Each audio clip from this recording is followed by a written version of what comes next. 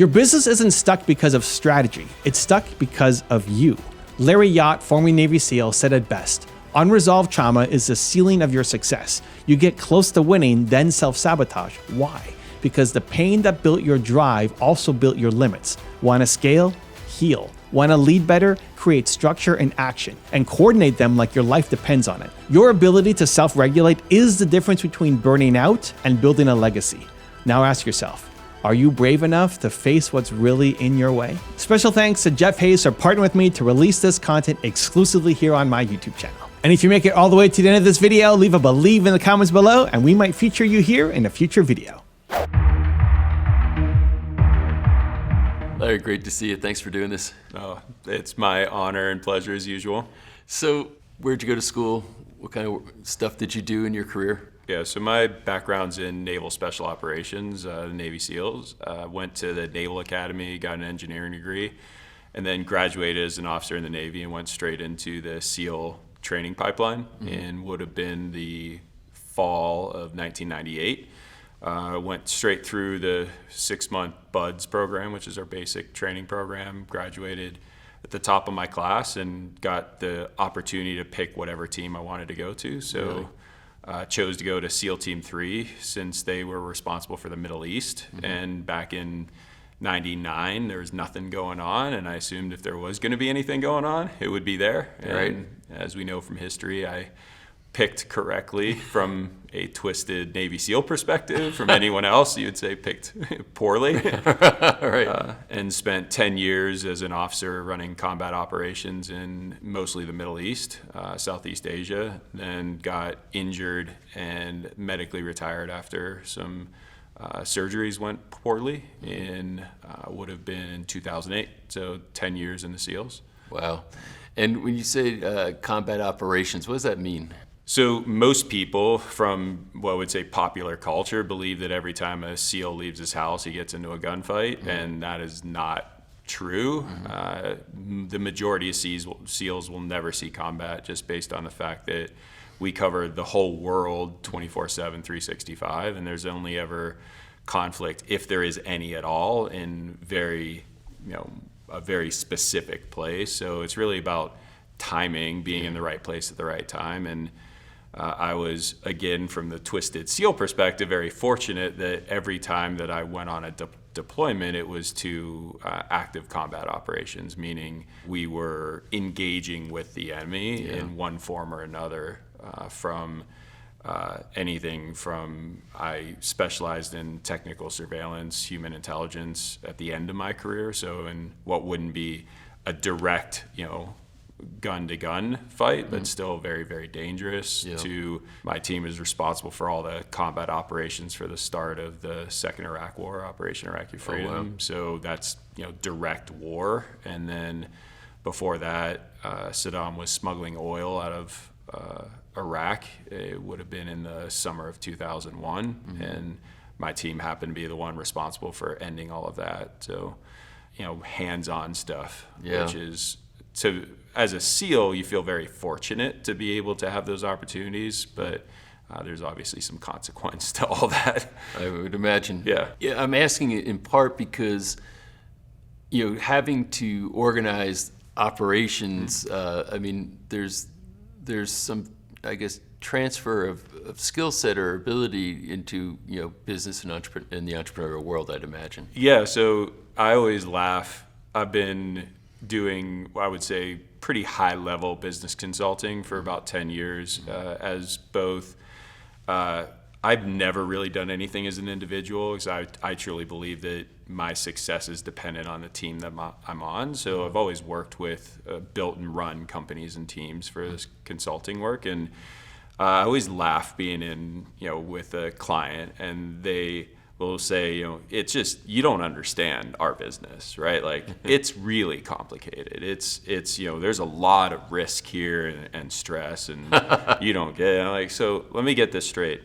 Do you have competition in your business? And yes. And like, well, who? And they'll say a company. Like, do you know anyone that works there? Well, like, the CEO is Fred. Well, is Fred trying to kill you on a daily basis? Like, No. Well, like, so in my world, my competition tried to kill me on a daily basis, right? And not figuratively, literally. Yeah. And then on top of that, do you think they sent us anywhere nice, or they sent us to the not nice places? Like, so we didn't get to work in nice places. We worked in the world's worst places. And on top of that, a SEAL is very expensive to the Navy, both to produce and to maintain.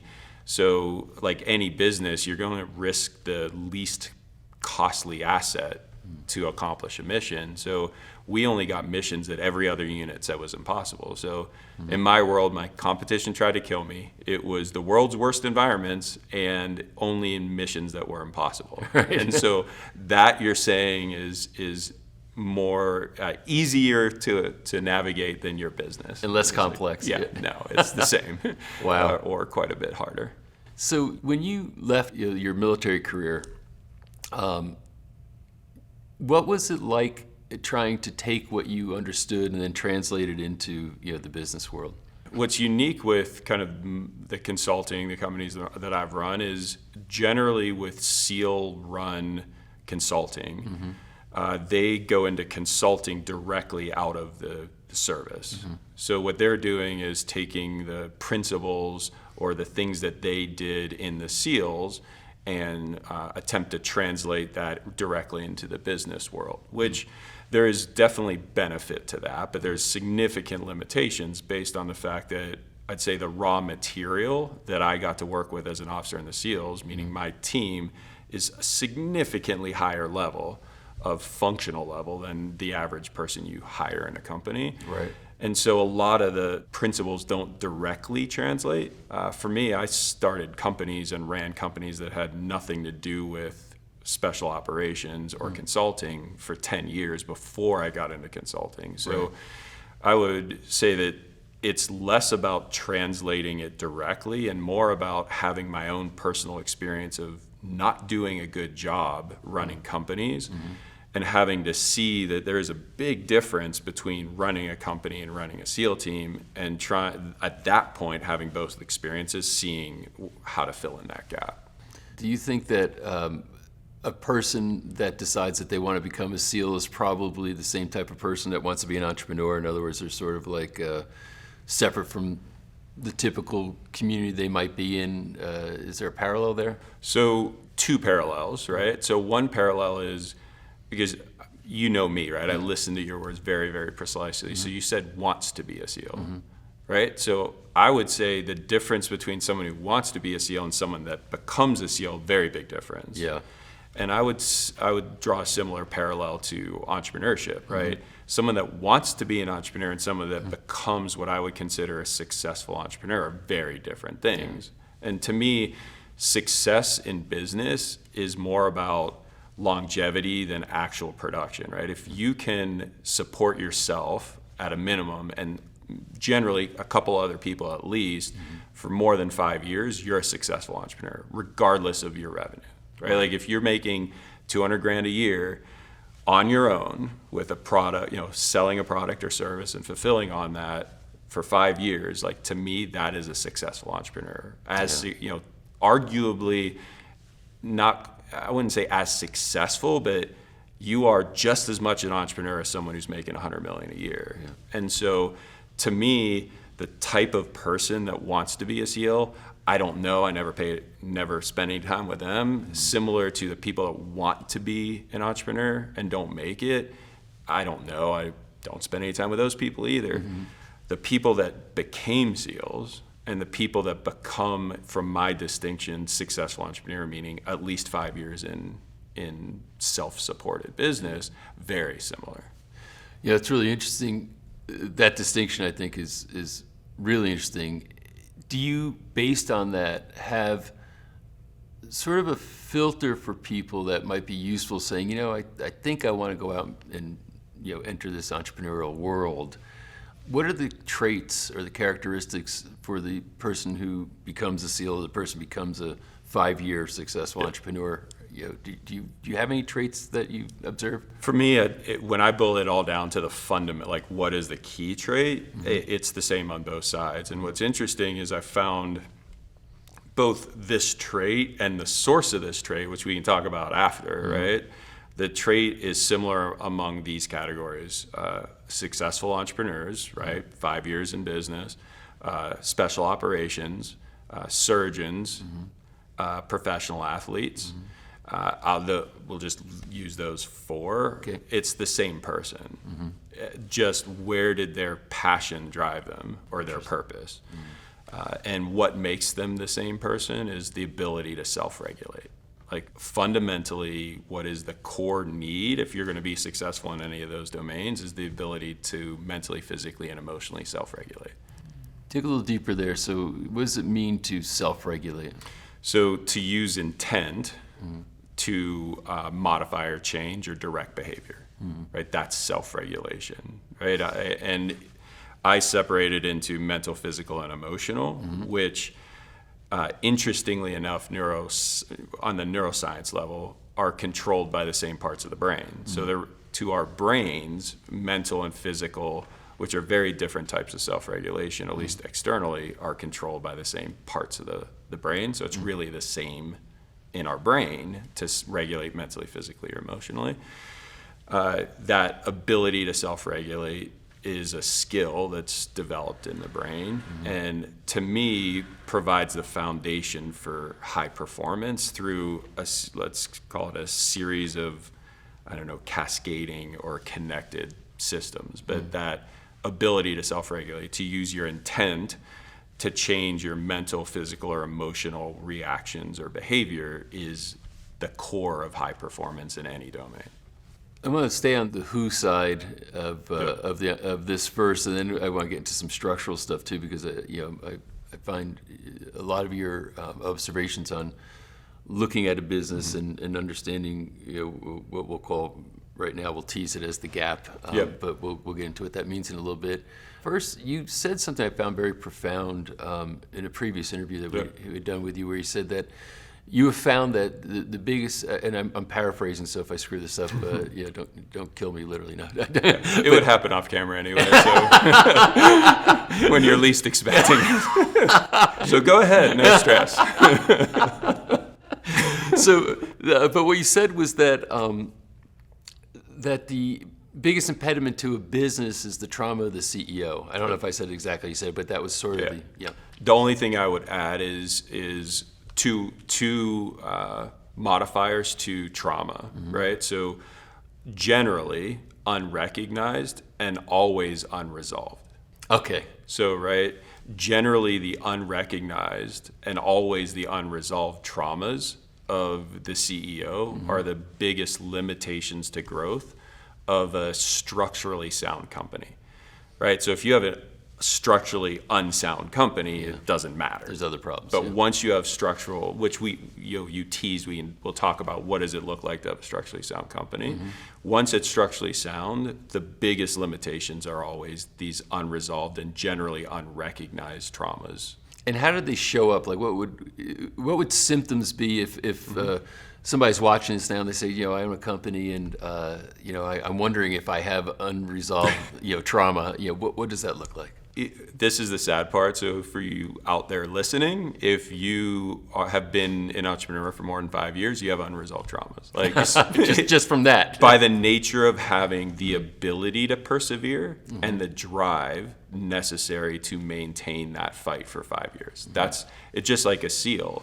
What bothered me, I've got this, autistic brain where I can't help but focus on things that I don't understand. I don't see the pattern, and the people that made it through training didn't make sense, right? On paper, you'd look at this guy will graduate, this guy won't, and you were 180 wrong, and that drove me insane for years until I could figure out that common thread. And the common thread was always unresolved early childhood trauma. I mean, that was what did it. Why did that do it? What enables high performance, which we just said, is self-regulation, right? So our ability to self-regulate is a skill we develop, which requires time to build that skill and requires drive, right? Because we would generally avoid challenging environments if we can, right? We're designed that way. When you get stuck in an environment that produces trauma, especially early on, The trauma has to be intense enough to create the drive, and then create enough problems for enough time for you to create the length of time to persevere. And those things become the fundamental drivers of high performance, right? You have drive and you can persevere. Right. So that's where I can just say, like, if you're in business for over 5 years and you've kept up that fight and have the ability to self-regulate, I guarantee there are unresolved traumas in there. Yeah, what does it look like, or how do they show up in the business, Yeah. moving forward? So I've worked with, at this point, about 175 CEOs, and we're talking from 3 billionaires, all that created their billions from their own work, right? So very high end, all the way down to your normal multi-million-dollar CEO. And these two patterns have shown up every single time in all of those scenarios. The first one is what I refer to as the bracket. So the trauma that we experience is actually the residual of having an experience where we had no control. So it's the lesson that we learned in surviving that, right? If I'm in a traumatic experience and die, I don't have trauma. I only have trauma if I survive. Right. Trauma is the lesson. So that lesson creates this bracket where it keeps us out of the basement, but it keeps us out of the penthouse too. Because in the basement, that's where our trauma was created, but our trauma was created because we had no control. The penthouse is just as scary as the basement, if not more, because we have no idea what that's like.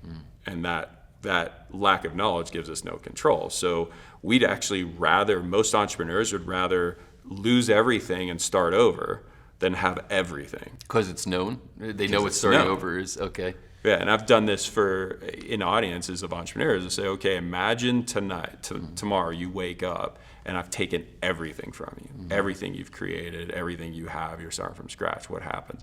All of them kind of lean forward, get a smile on their face, like, I just do it all over again, bigger, better, right? So they actually get encouraged, energized by loss.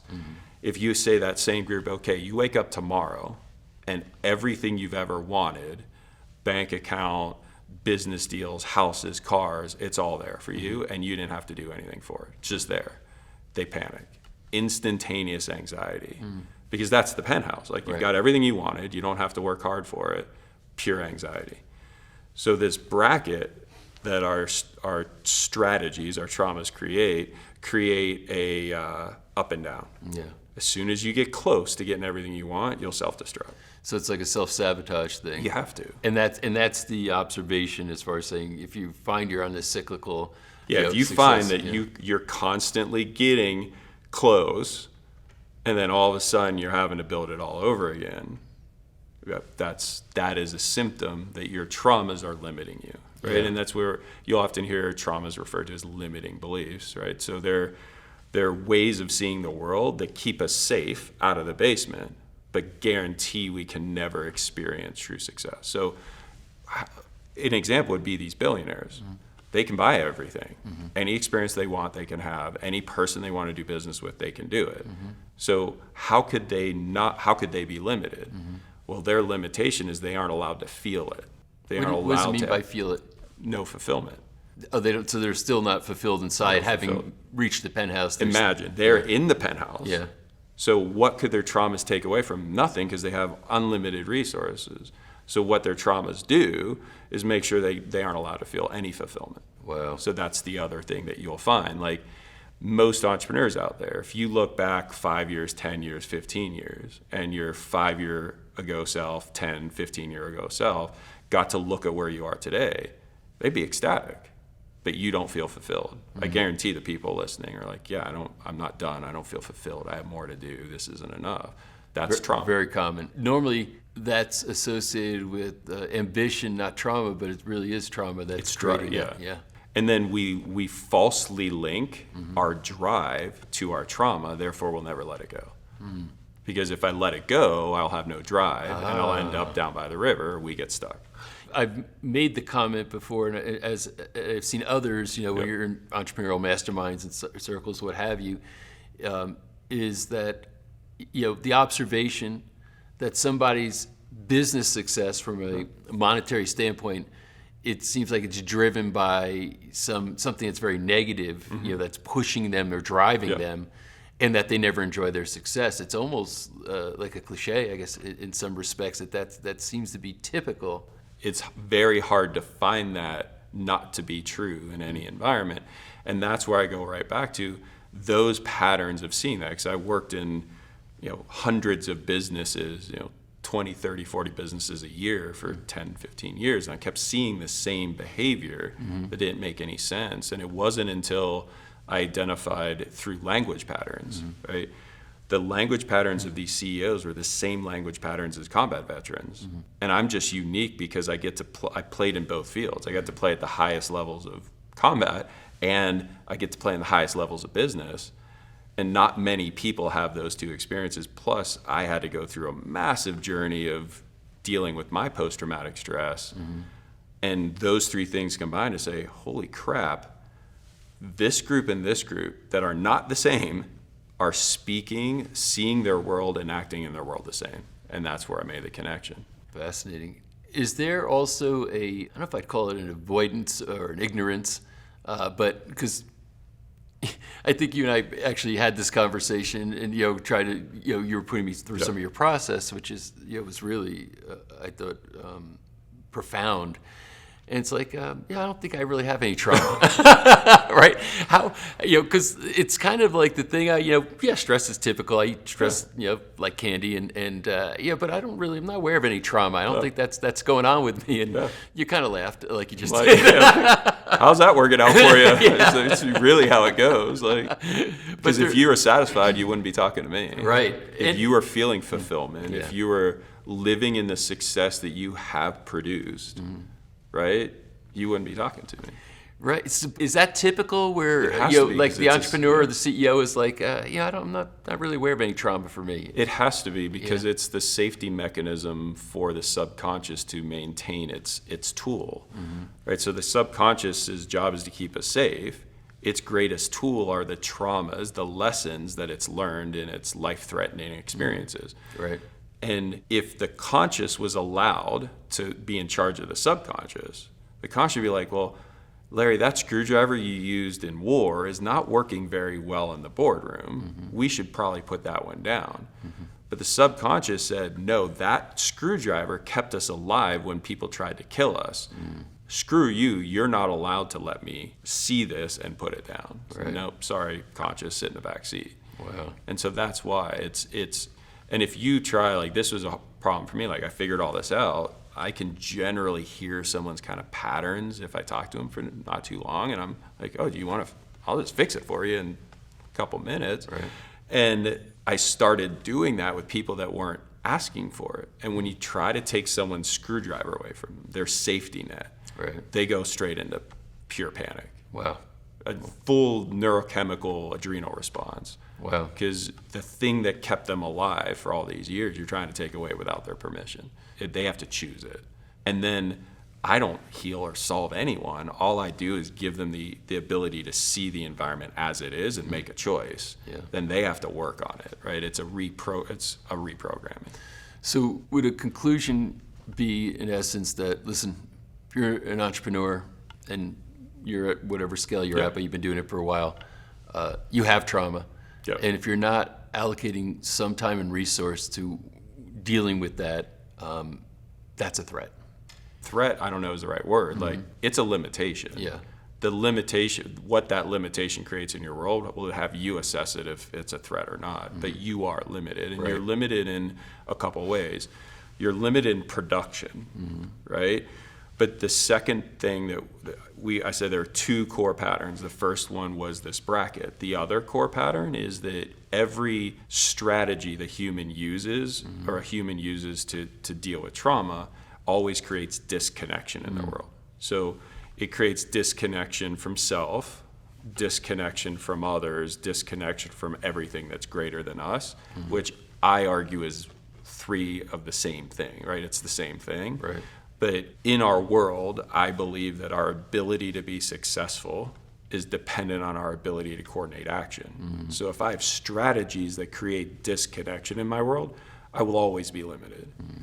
And so that's where the threat comes in. Gotcha. Right? By creating that separation from self, from others, from everything around me, then I will be limited, and that can result in risk, threat, challenge. It will always result in limitation. Yeah. Incidentally, my mentor drilled into my head precision with language is essential. His use of language was unmatched. It is my favorite thing. Yeah. To me, that's there's a level of discipline that goes into that. Yes. And as human beings, we're linguistic beings, right? Mm-hmm. We live in a world of story, and those stories are created through words. And if we don't have a word for something, it doesn't exist in our world. We can't use it. Yep. The clearer we are in our ability to make things distinct, the more functional our world becomes.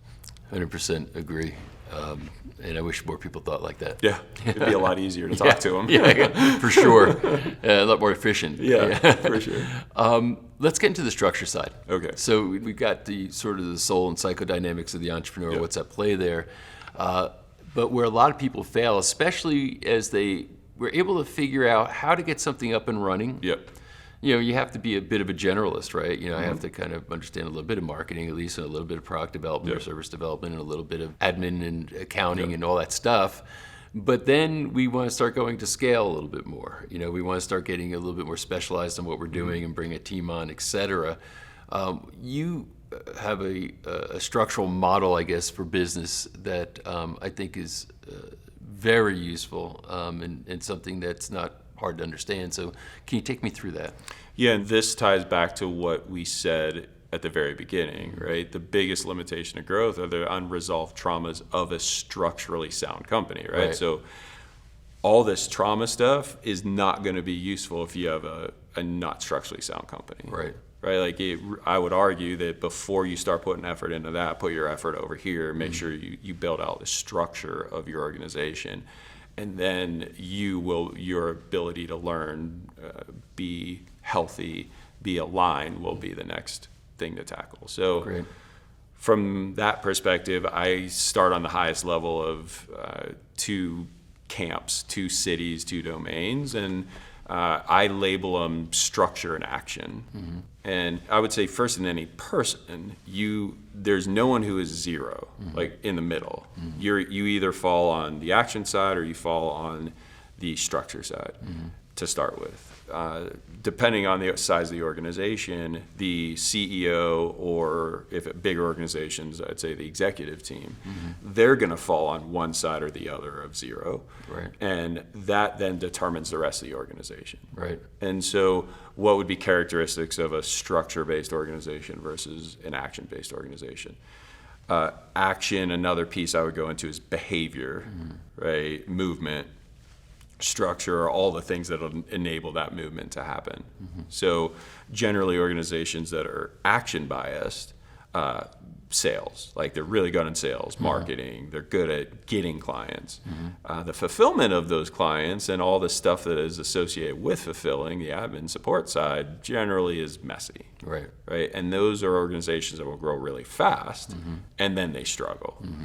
On the other side of it, on the structure side of it, those are the people that are like process, structure, standard operating procedures, neat and tidy systems. All of those things land on the structure side. Those organizations usually super slow burn. If they don't figure out product, sales, marketing, they'll never get very big at all. Once they do, slow burn, and then they grow fast because they have the structure to support it. So, and then what's the gap that exists sometimes that you have to go solve? One of the biggest gaps is no matter what, if your organization is biased to one or the other, you're biased to one or the other, you need both. Yeah. And you will have both in both. There's no organization that is only action, no organization that's only structure. They have some of both. It's the coordination between the two that is always the gap that we fill. It's always the gap that we find of that ability to coordinate action between your action-oriented side and your structure-oriented side is where most of your problems fall. And is that a position? I mean, should there be that coordinator or integrator? I don't know what phrase you'd use. We came up with a title that we refer to as a coordination of action officer, or a CAO, and the basic model of describing that is we use the body as a model. So in a business, as a body, you have your left arm, which is lead gen marketing, to go out into the market and grab a prospect, right? A lead into a prospect. That prospect gets handed off to the right hand, which is sales. The sales arm is designed to take the prospect, turn them into a client. So we make a promise to them and collect the dollar bill. In a good organization, lead gen marketing, sales will hold on to the client, while the left leg of fulfillment and the right leg of admin support move that client forward. So that's the first 4 parts. Then you've got leadership and management. So leadership is the nerves in the body and management is the brain. And the job of the nervous system is to sense the environment internal to the body, external, and make choices around what they sense and push those actions back out to the body. And then you've got finance, which is the GI tract, consuming resources, distributing that energy to the body.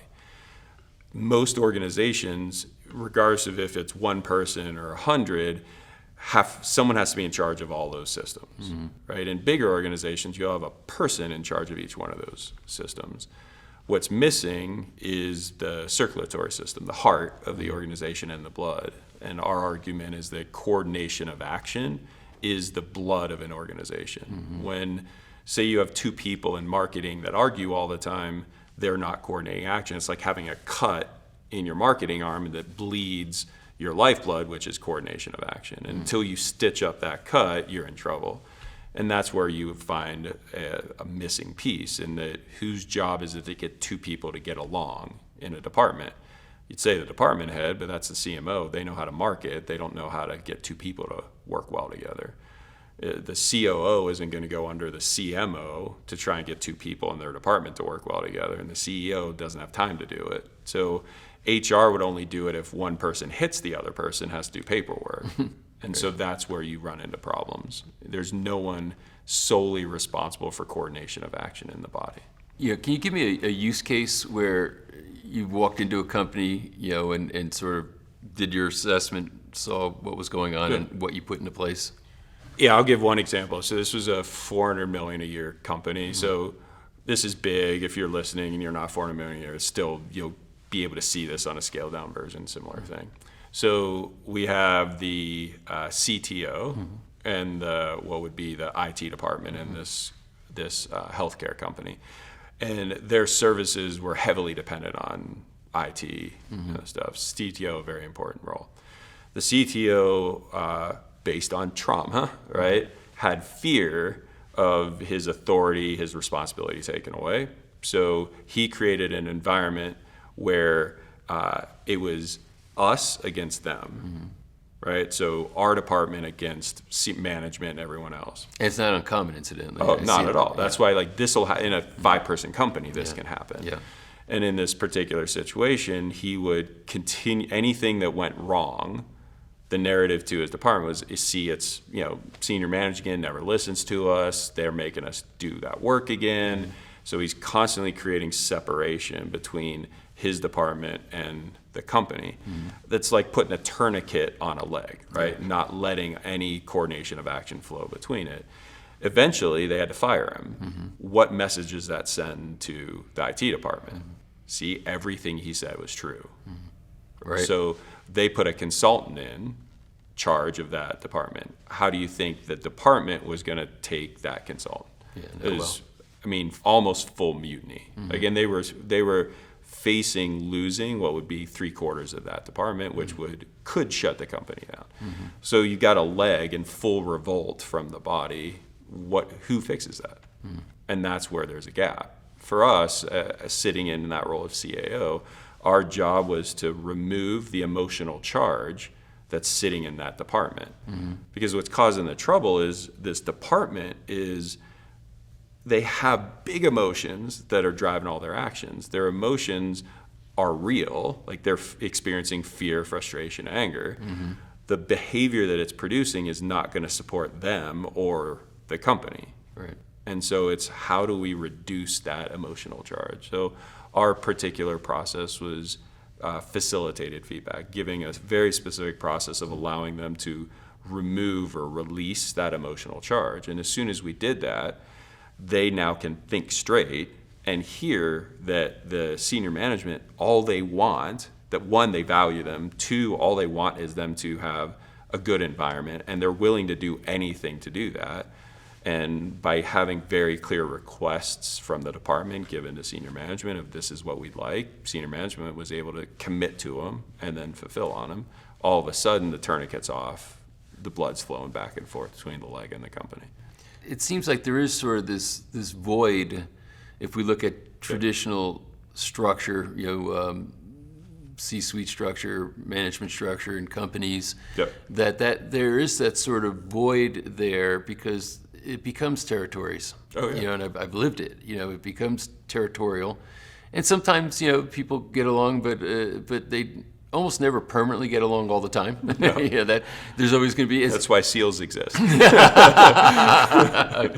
So it's almost that having that person that's spotting this or Yep. even proactively fostering Yep. this coordination of action all the time. Yes. Because so often here's the objectives for the quarter. Here's the varying contributions to those objectives.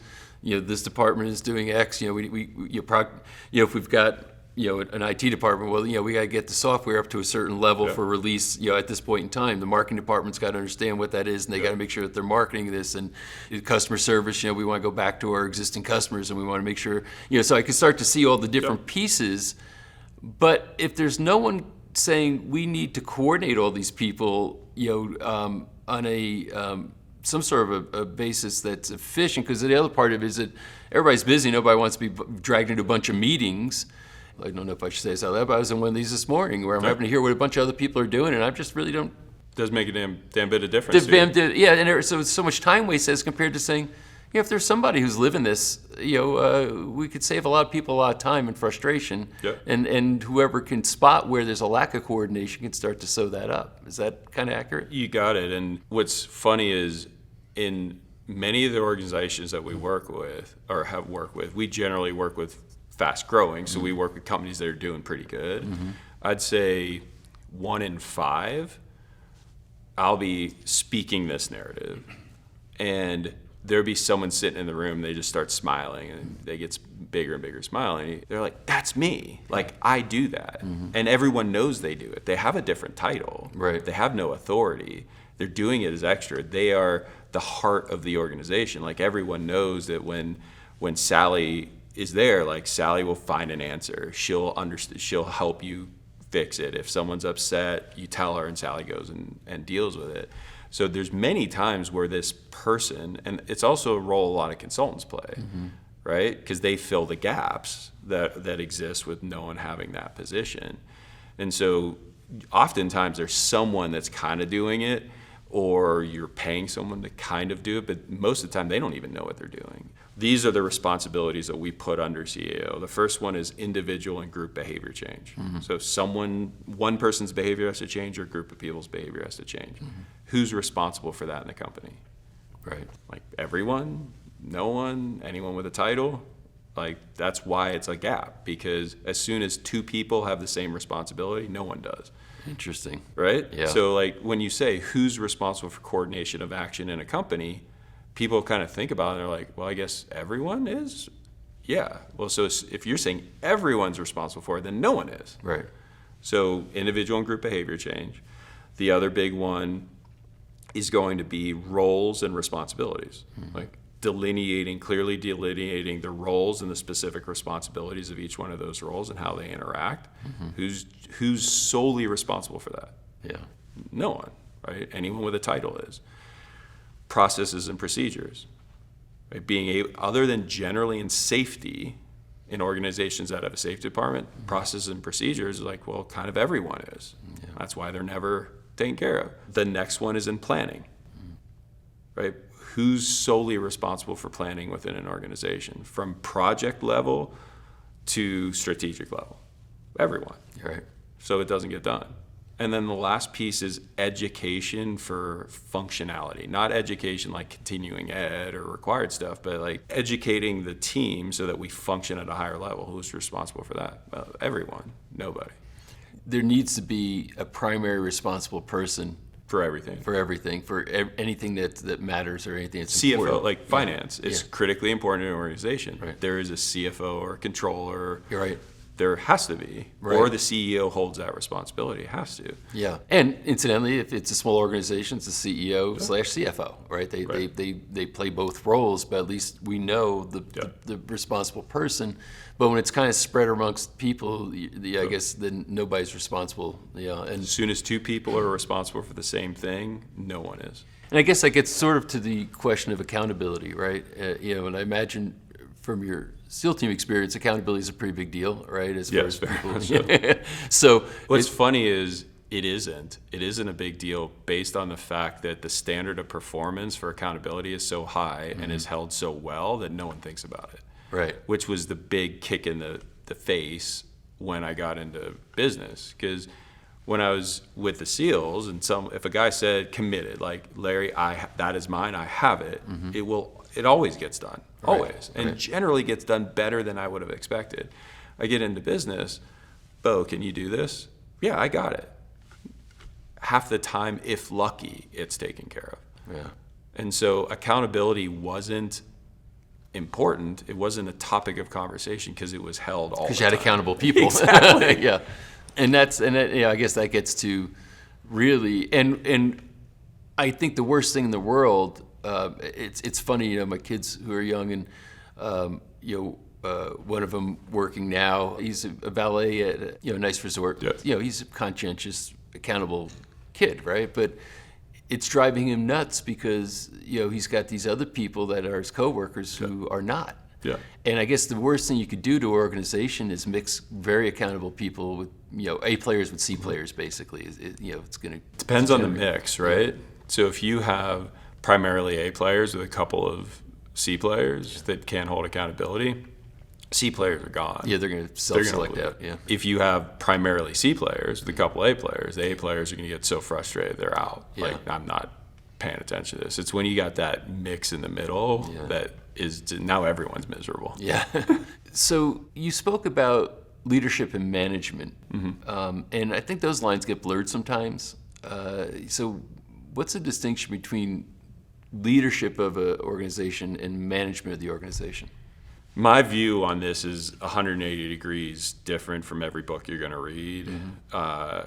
The understanding of the individual listening, you have it backwards. And when I say backwards, I'm not saying I'm right, you're wrong. I'm saying that what I'm going to share with you is more effective than what you're holding on to. And I know this because I've been doing this for a long time. The only reason I reversed these was because I had to live in a very unique environment. So as a SEAL officer, I show up at the platoon and I have rank, right? So I show up, I would have been a lieutenant JG. So I'm a junior officer, but the most senior enlisted guy is going to be the chief. He's got at least 15 years of experience, knows everything about everything, right? I have zero experience, know nothing about anything. Yet he has to call me sir, and if I tell him to do something, he has to do it as long as it's a legal order, right? So that's a unique environment. Right. I walk into the team room and I've got 15 guys that know they're stronger than me, know they're smarter than me, objectively have significantly more experience than me.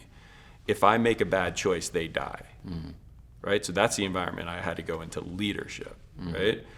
So in traditional understanding of leadership and management, a leader is the visionary in front driving the ship, right? And the manager are the lower level people that have to put that vision into action, right? It's almost like a necessary evil. Like if we could do away with all managers because we have a strong enough leader, we would want to do that in traditional understanding. Right. To me, that's 100% backwards, right? Like that'll produce some performance, that understanding, but it's severely limited. In the SEAL teams, if I showed up as a junior officer with that mentality of I am the leader of this, and I need to tell these men what to do, I would have been dangerous, and they would have beat me up after work. Like it would be like, hey, we need to go talk out behind the sand berm, and I would have got my ass beat. Like it would have, because their life, my life is at risk because I am trying to lead people that I don't have the knowledge, the experience, or the skill to do. Right. So in understanding that that model doesn't work, I had to go with a completely different model. And the model I went is my job as an officer, since I have positional authority, my job is to manage, right? And what is my primary role as a manager is to create a space that is safe for my leaders to lead me. Interesting. Right? So my job was to create a space where my guys who were amazing, right, that had experience, that skill, had knowledge, create the space so that they knew where we were going, or not even where we were going, like where I needed to get, give them the authority, the resources, the training, the money, the space to then lead me, which means direct my actions to support them in bringing us where we need to go. And in that model, my primary role as a manager, my primary role as a title is to create, enable, and support leadership all around me. So my job is to build, enable, and support leaders. That's infinite, right? Like you can just keep getting bigger and bigger and bigger at that point. So the distinction between manager and leader, a manager's job is to create the environment for leaders. A leader's job is to direct action, right? You're leading when I am directly evoking action in you. And I'm following when I'm taking action. So leading and following is really just time and situation dependent, right? I may lead you in this situation, and in 5 minutes, you may lead me because you can directly evoke more effective action in me. And I step right back into followership. And that's where ego goes away and why SEAL teams are so good. You could have the most junior guy on a mission in the middle of a firefight is built to understand that if he sees an out, a way off the battlefield to get out of that fight, is to voice it up and lead the entire team off the battlefield. Most junior guy, right? What organization, if the most junior guy said, hey, I've got the solution, is told to shut up, Right. be quiet. How do you translate that into the corporate world then? If you have a position, right? If you have a title, your job is to manage primarily. If you have to lead, so again, if we're using our distinctions, manage is to create the space for leadership. Lead is to directly evoke action. So as a CEO, if I ever have to directly evoke action in one of my people, I failed. I haven't done my job. At every point in time, my people should be directing me, right? Directly evoking action in me. Should be directly evoking action parallel and below them. So it seems like it's sort of this infinity loop that comes back and forth, because I imagine leadership is basically setting the vision for where this thing. Management would be. Management's okay. So now This is the backwards, right? yeah. So this is backwards. So So as the officer, my job was to know what the mission is, set the vision, bring the vision to my experts, share that vision with them enough that they understood what the mission was, make sure they had all the resources to execute on that mission, and be able to make sure there's an open chain for them to ask for help, either in direction, like, you know what, sir, I need a little more clarity on direction, or resources, like, I need more guns, I need airplanes, right? So when it then comes to taking action, right, they should be the ones with a foot on the front of the bow saying, go left, go right, put that there, put this here. And I should be saying, yes, okay, I got it. And in a company, it's very same way. The CEO's primary responsibilities are to know the numbers, which gives them situational awareness, to be able to hold the big vision and translate that, and to provide resources, generally in big relationships, big products, and money. And then from there, that CEO should be getting direction from his senior leaders as to what they need in clarity, direction, support. right. So but the CEO is basically still naming what the mission is. Yep. But then once he names the mission, he turns over to the managers and provides the resources, et cetera, for them to execute on whatever that mission And is. the change in title, I would say, is to his leaders. Now, second level leaders are also managers because they have positional authority, right? So if I have a head of production, right, they have to lead me because I'm their manager. They have to manage, meaning they have to then translate their version of the mission to their leaders. And then they have to create a space for their leaders to take action and then to listen to their leaders as to what is needed. So in that middle role, you are managing down, leading up, and following your leaders, following your people. So I imagine when you've gone into organizations and Just gives them headaches and for a while. Yeah, you flip this. It's got to be and disruptive. it's all right? language. When we hear the right words being used at the right times, and we bring the words lead, manage, follow into daily conversation, right? So if we have a project, you and I are on a project, and we're at the same level, we'll have a conversation. We're like, are you managing this or me? Now, what that means is who is responsible for it? Right, that's the accountability. Who's going to part have the consequence? Right. Because if we're at peers and we're tackling the same thing, one of us has to say, I am responsible. If both of us are responsible, so if both of us are responsible for this segment, we'd have trouble. Right. You are responsible for this segment. You have the consequence of it not going well. Right. You are directing the vision for me, but then I will lead in content. Yeah, I get it, and we're back to this language thing again, right? Saying let's define these terms, Yep. so we understand them, and then understand the roles.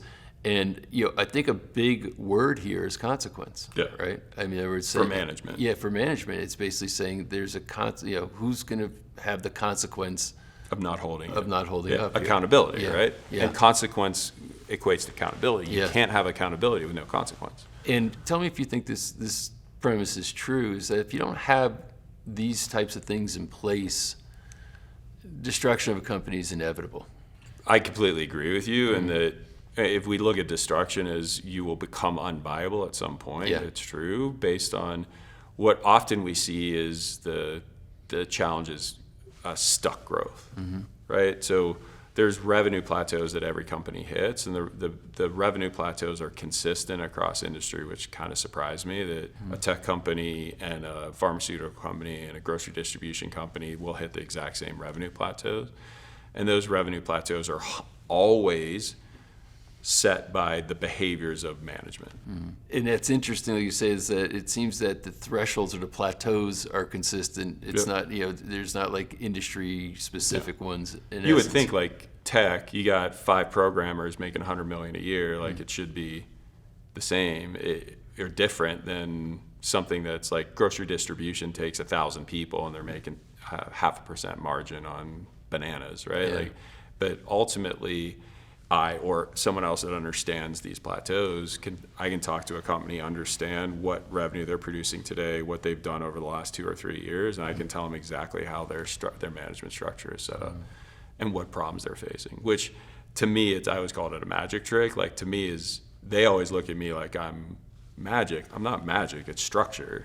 Right? To get to $1 million a year, you need one person working really, really hard with limited support. Right? Maybe 2 or 3, but not really. It's like one person working really hard with limited support, you make $1 million. If one person works harder, they can't make $3 million. Right. And that's where you're stuck. So all of a sudden, I need to go from one person working really hard to 3 to 4 people working. And that's where you have to start leading some people. And some coordination of action between them. Yeah. Yep. So as soon as I start leading some people, and the people don't function very well, I get to 3 to 5. Now, 2 to 3 people leading some relatively ineffective people can't lead them any harder to make 8 to 12 million. Right. And it's those numbers and those milestones, I've seen them over and over again. Million, 3 to 5, 8 to 12. Exactly. 25 to 35, 50, 150, 250, 500, 1 billion. Interesting, and that's across industries. It is. When you get to the bigger numbers, you might have, it's probably like 10% error, but it's not that much. Like instead of 25, it's 30. But at that side, 5 million doesn't make as big a difference as 5 million when you're 5 million. Right. Yesterday, we were having lunch, we were talking, and I was, we were talking about some business things going on, and you're trying to think through them, and you were giving me some really, really great input. And at the end of lunch, you're kind of smiling saying, God, I just love solving problems. Yeah. Is that the nature of most entrepreneurs, that they have this desire to step into problems and solve them, or is that a subset of entrepreneurs? I think so, and I think it shows up in a bunch of different ways, right? Like it manifests in different ways. Like one of my partners, Andrew, is the problems he and I like to solve are very, very different. He loves to solve the problem of how do I scale? Like he's one of the most amazing I've ever seen at seeing something like what I was doing for 10 years in my business. He looked at that and he's like, oh, okay, within minutes he's doing like I do, like math calculations, thinking, problem solving. He's like, okay, this is how you make that $100 million a year.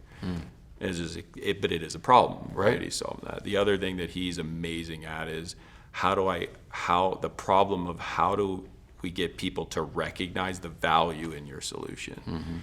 And it's on the surface, like he's very much on the action side, I'm very much on the structure side. On the surface, you would say like they're completely different, but he is just solving problems like me. It's just different types of problems.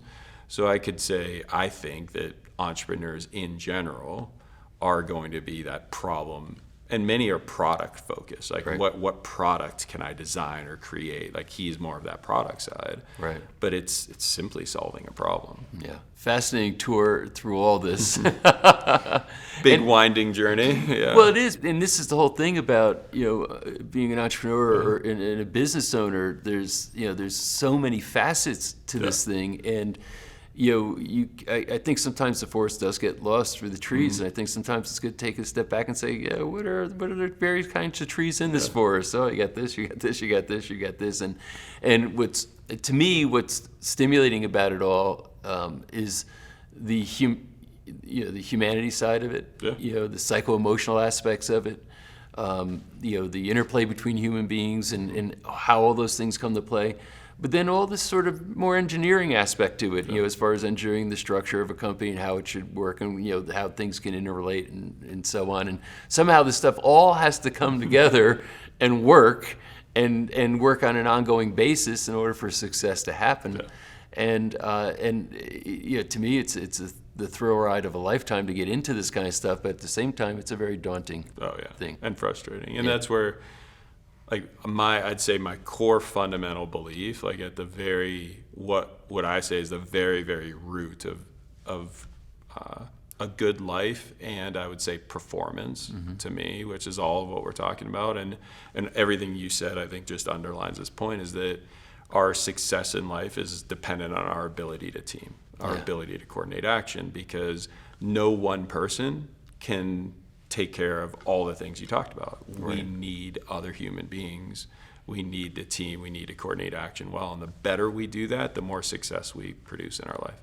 And on the side of personal fulfillment, isn't that team also the thing that gives you maybe the most fulfillment, being a part of a great team? I say success is two sides. One side is our daily experience in life and the accomplishments that we produce.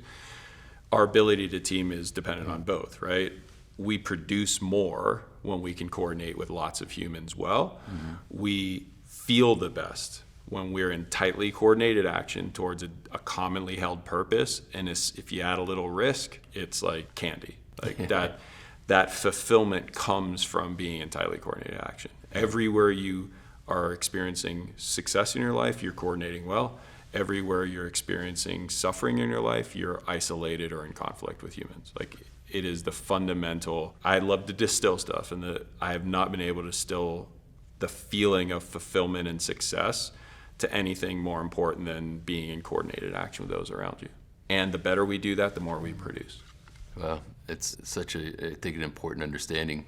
So thank you for bringing such a wide range of experience here and sharing it here and being so open about it. I really appreciate you taking the time. That's my pleasure. And I've said this before, that the hardest thing I've ever done in my life, and I've done what people would consider to be impossible things for a lot of it, and the things that they would think it isn't. It was starting a business from scratch with a new concept and bringing it to viability as a company is the hardest thing I've ever done. And I don't really ever want to do that again. Well, coming from a former Navy SEAL commander, That's what I'm saying. That's a hell of a Like, statement. I'd go to combat any day than having to do that again. And Wow. so for all the entrepreneurs out there that are in that fight, like, recognize that this is a big fight. It's hard. It's harder than anything I've done at going to war, going to buds, all that stuff.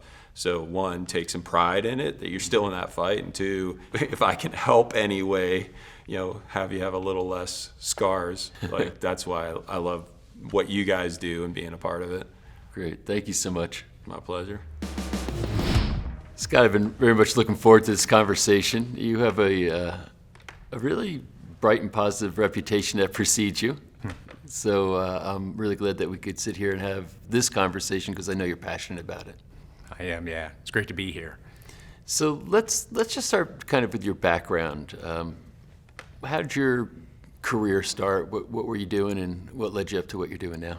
Yeah, for me, it started even earlier than this, but one of the earliest memories for me on this path was I came home from middle school with my backpack as normal, picked up the paper at the front door, walking up the front steps, and I get to the top of the steps and my mom's crying.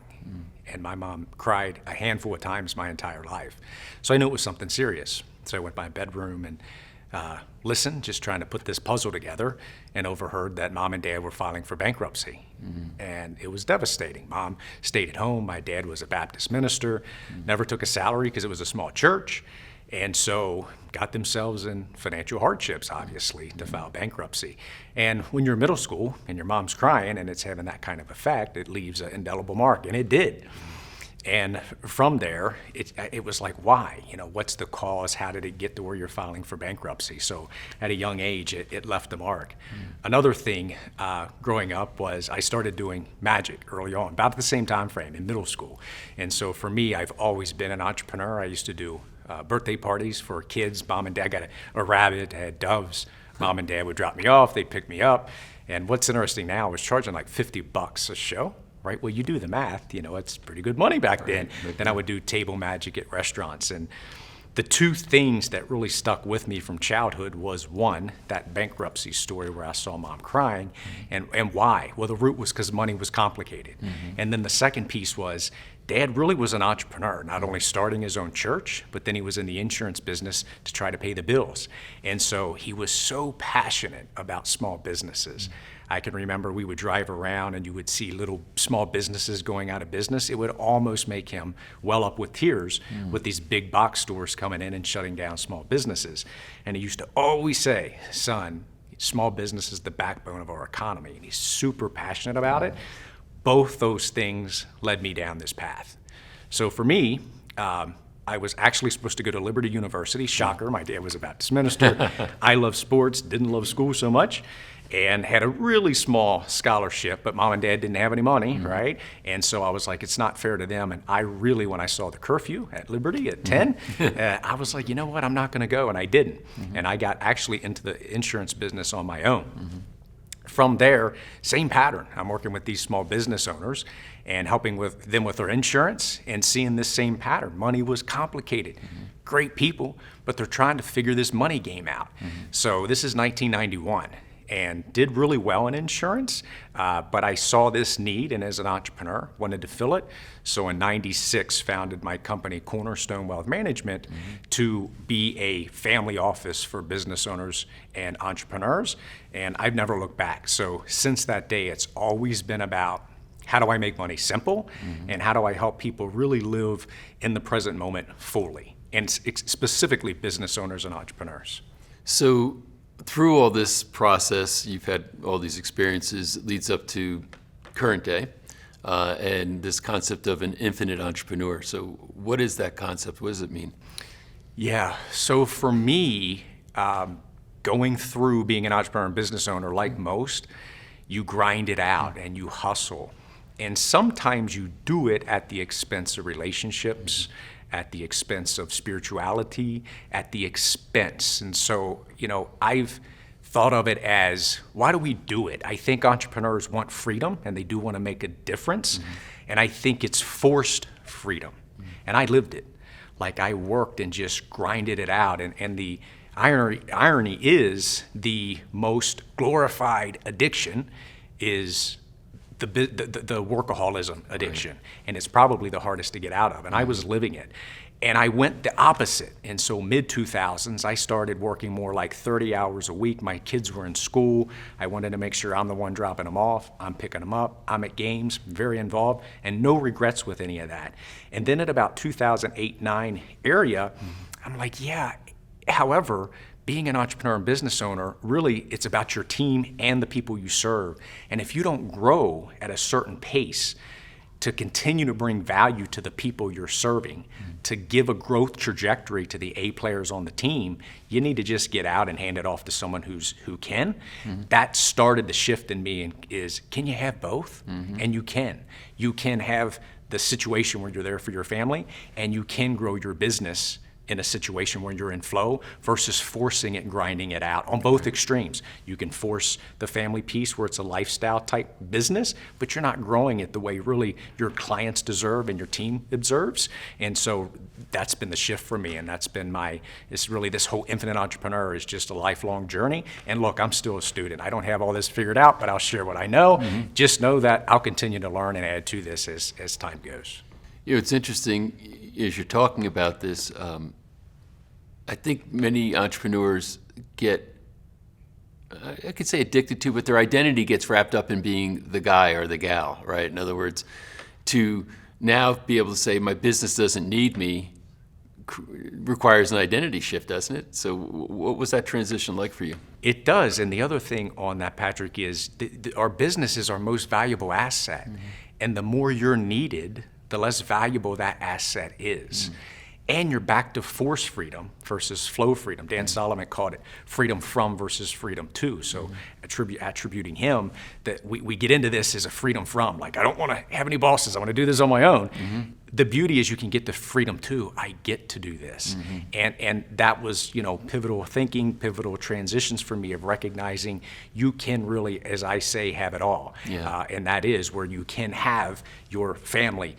But to me, the process is this. So if you think of the infinity symbol, it starts at the I level. It starts at the individual level. My frame for that is called life. And for me, it's health, wealth, wisdom, and happiness. And there's 12 things under there that we can get to in time. And then once you're healed, and that's the other thing I'll share, is, and I got this message in a spiritual ceremony. And the message was, what's this really about? Well, to me, it's about healing. Where do you start? Well, you start at the I level. You start at the individual level. So that's that health, wealth, wisdom, and happiness. Once there and whole and complete, from that place, you can go to the family. Well, that's Legato Family in our case, which Rich has done a brilliant job putting together, and I bring the structure to, and we can talk about that. And then heal the family and the relationships around you. But you can only do it once you're whole and complete. Then you can do it to the family, and then we can show up in our business to make a difference to the greater good, the whole. Once you're whole, family's healed and whole, then you can take the greater good. And then, by the way, being in wealth management, there is a finance piece called wealth, and we can use that money to support who we are at an individual level, who we are as a family, and who we are as a business. So how do you heal it? That starts at the I level. So it ultimately then, yes, it is ancestral trauma that we carry, but at the end of the day, we're always responsible. So it starts at the I level. So for me, it's health, wealth, wisdom, and happiness. And what is health? It's spiritual, mental, physical health. So I started doing healing work in that area. So there was spirituality. So I'm raised in a Baptist preacher's home, right? And God bless Baptist preachers and Baptist, people who believe that faith. Wonderful. It didn't resonate with me. The doctrine of that, I always questioned it. But I even had trauma there because I took things seriously as an empath, really, as a child, and didn't recognize it. And so that needs healed, and that can be healed. And that's what we're here to do. So on the I level of the iceberg, same thing. We could talk surface level of health, wealth, wisdom, and happiness, and that's a cute structure and the things after. What's really going on underneath there? And get to the depth of the iceberg, do the real work, to do the real healing so you can recognize, I'm good. I'll give you an example. People come to me, we're in wealth management. And I say, all right, our process is the way to wealth, which we'll likely talk about. And this way to wealth process, we start today. Within 12 months, you'll have $1 billion. Want to sign up? Yeah, of course. Sounds great, Yeah. right? And with that $1 billion, you're going to have very miserable, unfulfilled relationships at home, at work, and just an overall sense of unsatisfaction and unwell-being. Still want the $1 billion? Yeah, see? No, right? Because that's not what you really want. We think that money's going to get us that. What we really want is this sense of well-being, having health. What's wealth really mean? Well-being. Having wisdom, accumulating knowledge so that we can grow and evolve on this realm and share it with our siblings, share it with our kids, grandkids, etc. And then the game's really like happiness. So let me share the framework of health, wealth, wisdom, and happiness. So I mentioned spiritual, mental, physical. When it comes to wealth, it's being economically independent or financially free. You have more passive income coming in than you have expenses. It's not that complicated. Right. It's pretty much cash flow, right? Underneath of that, however, is another step in wealth, which is enough. I've met billionaires who aren't wealthy. I've met people with no real money to speak of who have tremendous wealth. Having enough is wealth. Third, underneath wealth is love. The game is love. That's what we want. We all just want to be seen and loved. So people come for the money, beautiful, and let's take them where they can see it's actually recognizing you have enough, and it's actually your relationships and being seen and being loved. That's what you're after. So that's what I feel like my calling is. And look, you don't have to embrace my 12, health, wealth, wisdom, and happiness, but these are mine. Then if you think of wisdom, for me, wisdom is living in the present moment. It's all we have. And in our industry, it's all about Patrick. 30 years from now, man, if you give me X amount of money, you're going to have so much, it's going to be unbelievable. And we're raised that way. Go to school, and then if in school, if I make it to college, and then from college, I'm going to get a great job, and then I'm going to get married, and then I'm going to have kids, and then we're going to buy the house with the picket fence, and one day we're going to retire. And you get to retirement and go, who sold me this freaking thing? This is not what I was after. All we have is the present moment. So like that's true wisdom. Also under wisdom is experiences. So I'm not knocking experiences. That's what we're here to do, is experience. And from experiences, create wisdom. And then third is being a lifelong learner. We're here to learn and to grow. So let's just embrace that and do that the rest of our life. And then what's the point of health, wealth, and wisdom if we're not happy? So by the way, my premise of everything I do is taking ancestral wisdom and pairing it with today, with modern day science and technology. So if you think of health, wealth, and wisdom, I got that from Benjamin Franklin. What I added was happiness, because I saw a lot of money wealth, and I saw some wisdom, and I saw, some health and people focusing on that, but I haven't seen a ton of happiness. Is happiness a cause or an effect? You control it. You control your happiness. It's not the surroundings. It's not what happens to you. We all are responsible, which means we're able to respond. And we can respond from a place of happiness. So my frame under happiness is healthy relationships. Second, having a dream or having a purpose that we contribute to. A dream or purpose creates happiness. And third is being grateful. Yeah, I can imagine a scenario where somebody could have health, wealth, and wisdom and still be unhappy. I see it. Right? You see it every day, probably. Yes. Yeah. And that's kind of a profound understanding, because and that's why I asked the question: how many people think that, okay, well, took care of my health, I'm wealthy, I've learned all the stuff, and they thought that would make them happy, and it didn't. Yes. So this is why it becomes not a result that you get if you check these other boxes, I guess, and that's something to actually put up and say, this has to be a cause in my life. I have to go after this. Yeah. And then yes. And it's recognizing life's happening for you and not to you. And then how can you recognize that? So if you think of the infinity symbol, we're up here at health, wealth, wisdom, and happiness at the eye level, and we're talking about how do we heal here so that we're whole and complete and happy. As we move through this infinity symbol, there's a center point. That center point represents several things to me, but I like to call it time. And the center is time. And the idea of that point is the present moment. And you can access that present moment lots of ways. Breath work. Eckhart Tolle has his teachings about the power and now. Michael Singer has plenty of ways. There's all kinds of gurus. There's medicine. There's all kinds of ways. There's meditation. All kinds of ways to access that present moment. The beauty and the purpose and the healing for me is truth comes from that present moment. Do you find that by getting to the present moment, it predisposes one towards gratitude? Sure. Yes. And you can't not be in gratitude and simultaneously not be happy, I guess, right? I mean, you're grateful, so it means you must be happy about something. Totally. And try it. Like one practice I have is part of my morning routine is a meditation, and there's lots of things I do in my morning routine. One of them is meditation. At the end of my meditation, every day, I say 3 things I'm grateful for. And so I would just challenge anyone listening, try it. It may work, or you may like it, or it may resonate or may not, but what I am gonna ask you to do is be grateful. But I don't mean like mentally, like feel gratitude about something that happened to you the last 24 hours and be miserable. So you've laid out the whole infinity symbol with, you said the present moment is kind of that thing that's right in the middle where the lines cross. So can you kind of take me through what the elements are through the whole thing and kind of explain why they're placed where they are? For sure. So we started at the right place to start, which is the I. And I said health, wealth, wisdom, and happiness is my frame. From there, and it's not like you're completely healed, but you've done some work, right? So that you can be centered. From there, we go to what we call legato family. This is the family piece.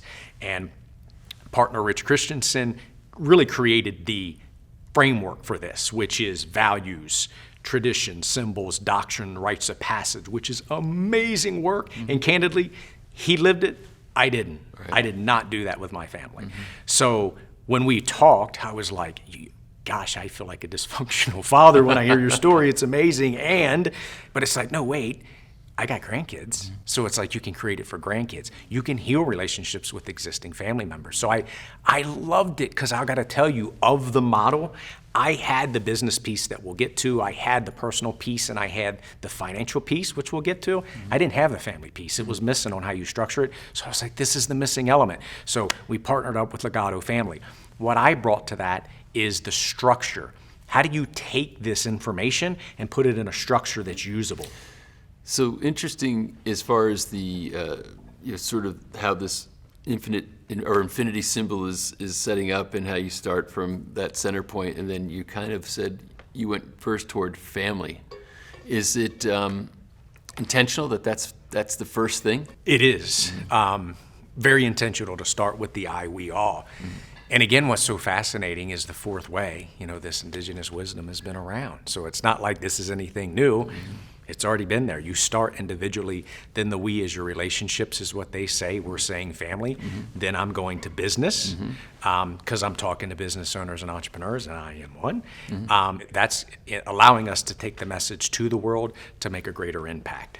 So yeah, it's very intentional, the I, we, all method. So what's it like when somebody walks in who they obviously are somebody with some level of success and wealth to walk into your office to say, I would like your services. And they have one frame of reference as to why they're showing up, and they hear this. Do people respond saying, I don't know that this is what I was looking to sign up for. Totally. I thought I was walking into a wealth management firm. You're talking about my family and my spirituality and my wisdom. What happens? Oh yeah, I love that. And 2 things. First, it's beautiful to recognize for that person and for the team that it's just not a good values fit, because I know my values, I know my family's values, I know my company's values, and if it's a mismatch, it's beautiful to recognize that up front, and for that person, because it's not fair to waste their time either. Second, if it's not a values mismatch, they're just so focused on the money, which is okay because that may truly be the biggest pain point. So though it's best to start at the I, then the we, then the all, then the money, you don't have to do that.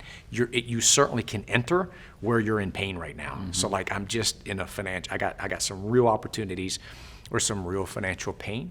Okay, we can start here. Just know ultimately we want to do the real work. We're entering at this way to wealth piece, but let's do the real work to get to the healing of the I, we all. So do you find that once people have their eyes open to it, they fall into it with some sort of ambition or excitement, saying, wow, I didn't know this world was even available to me? 100%, yeah. And sometimes it takes more time than others, but it's back to what we all really want. Wealth is we all, which is well-being. That's what they're really after. And you take the financial pain away, feel better about that, sit with it. What are you really after? You're after well-being. So they're in time, if it's a values fit, they're going to recognize that that's what they're really after and go ahead and have the conversation of doing that kind of work. So is there a destination? The destination is seeking balance. So think of nature. There's no such thing in balance as balance. Okay, so I'm answering it like this because there is no such thing as destination with the infinite entrepreneur. And that's what I was asking you. You don't arrive. You never arrive, and that's why we're here. And so you do the work, and you're in flow, and you're living fully, and you're doing your best to live in the present moment, recognizing that everything that shows up for you each and every moment is there for you to lift it. That's why it presented itself. And if you can be present and in a whole and complete space, not needing anything from it or needing to force your objectives onto it, you can ideally find a space to lift that moment. That's the purpose of us being here. So going through that infinity symbol, there'll be areas where you're going to get out of balance, and maybe it's in business, but it's okay. You recognize, man, I'm putting a lot of hours in here right now, and there's a season, just like nature, that you may need to do that. So what do? You do it, and then you course correct, just like nature does. And you come back into balance, and guess what happens? Now you're spending a lot of time down here in the money piece, and you need to. A little bit too focused on that, and so you recognize it, and you come back into balance. So you're constantly, like your body and like nature, seeking balance, but you never stay in balance. Okay, so you're constantly in this dynamic process, touching these varying areas of life, but you're also making sure that you're finding that center spot, and that's where the stillness is. Yes. In the moment, while you're doing all this other stuff. Is that kind of how you see it? That's the game. The center point's the game. We're out here participating in these various areas. To be able to participate fully in those areas is the center point. And doing the work, to be able to do the healing work so you can be present in the moment, not needing anything from the situation to put on, to take from in the moment, then you can show up and serve in all these different modalities on the individual, the family, the business, the money. Now, you've been led recently to really doing some work with indigenous peoples. And what inspired that, and what's the impact been on you spiritually or emotionally doing that work? The inspiration from this work came from, I mentioned, a spiritual ceremonial experience that I had, my wife as well, and literally saw two things. The one thing that I saw was the work that I'm doing is truly about healing. It's not about money. And that was a shift for me. That completely changed my perspective and my focus of what we're doing, as you can hear. Yeah. And then second, I saw the wisdom of indigenous and what we missed and what we left out and left behind. And I also saw that we're all one human family, and that the healing that needs done there, it's not like I'm to do it. Who am I? Yet I am them and they are me, so that is who I am. That healing helps us all heal. They're the two things I saw. My work is about healing, and it does have to do with money and obviously the infinity symbol. And then as far as specifically Native American for Angie and I, because of where we live, that healing is actually healing for us all. And we were just shown that we're supposed to be a part of that. And what's it been like being involved in that now? What's this journey been like that you're in? I don't have great words because it's hard to articulate the brevity, the levity, the breadth of this. And let me explain what I'm talking about. I'll talk to Chief Phil and Lane, and I'll see this work. And I'll read these prophecies, and I'm seeing we're a part. We may be a piece of sand part, Angie and I, but we're literally part of a 500-year-old prophecy that's coming to pass. It's kind of overwhelming, and it's also exhilarating and amazing and perfect. That's what I would say. Anything that's been like revelatory, getting in, saying, "My gosh, I never knew this or never understood this." Yeah, Angie could speak a lot more to that than I could. Angie actually, my wife is back in school. She has her master's in counseling, and she went back to school in her mid-50s to study American Indian Studies at Pembroke in North Carolina. And she shares what she's learning. It's unbelievable what we've not heard or been taught. It's unbelievable. And this is part of making the invisible visible and recognizing and doing that healing and owning it so that we all heal and continue to move forward as one human family. So yes, it's been amazing as far as I can't believe I didn't know all this. And then the other side of that is just the unbelievable prophecies that I'm hearing and reading and seeing, and actually you can look around and see them coming to pass. And I'm, again, a 500-year-old prophecy that Black Elk made is coming to pass, and we're watching it, and we're some little speck part of it. Amazing. Yeah. So you laid out the vision saying 1,000 infinite entrepreneurs, that are playing at a range of levels that you described. And do you see that as a kind of enough dominoes falling to kind of change things? I do, and I was challenged actually on this actual number, 1,000. I was challenged, and it might have even been Garrett. I don't remember who it was, but they're like, "Shouldn't it be 1,000,000?" I'm like, "No." Because I was shown 1,000, I literally felt 1,000's the right number. And if they're mid-market companies growing at, let's say, 20% plus a year, which most of them are, they're the real change makers. So you get 1,000 of them doing the real work, good enough, and that's what I was shown. So I think that's enough. It's that domino effect of, you get a certain percentage. Because how many people do mid-market companies affect? Yeah. A lot. You get that leadership doing the work. What an amazing difference that would make to communities and then ultimately the world. And then, of course, also we didn't talk about, but you have the business piece, right? You have the personal, the I, the we talked about Legato Family, the all, I call the 4 Ps of a sustainable business. There's work that needs done there. And then, of course, the money supports all those things. What are the 4 Ps? 4 Ps stand for purpose, people, process, and profits. So the purpose is, to me, the leader's job. Lay out this vision. I have a methodology that I use. Once again, nothing new here. I'm just seeing patterns and then putting things together. So for me, it's hot pinning. It's called visioning. It comes from Ari Weinswig, who's an amazing human being. May be great to be a part of this. He's one of the founders of Zingerman's in Michigan. He actually was in the book Bo Burlingham's Small Giants. Amazing guy, and so he'll get everything that I'm saying. So he has a visioning process, which is just hot pinning basically for 15 minutes with no limitations. Then from there, I wrap that work, and I've done this. I have a vision I just did in 2020 in Cameron Herold's Vivid Vision structure, which now we just have culture, core values, finances, and he just structures that hot pinning. Then from there, I do a vision board.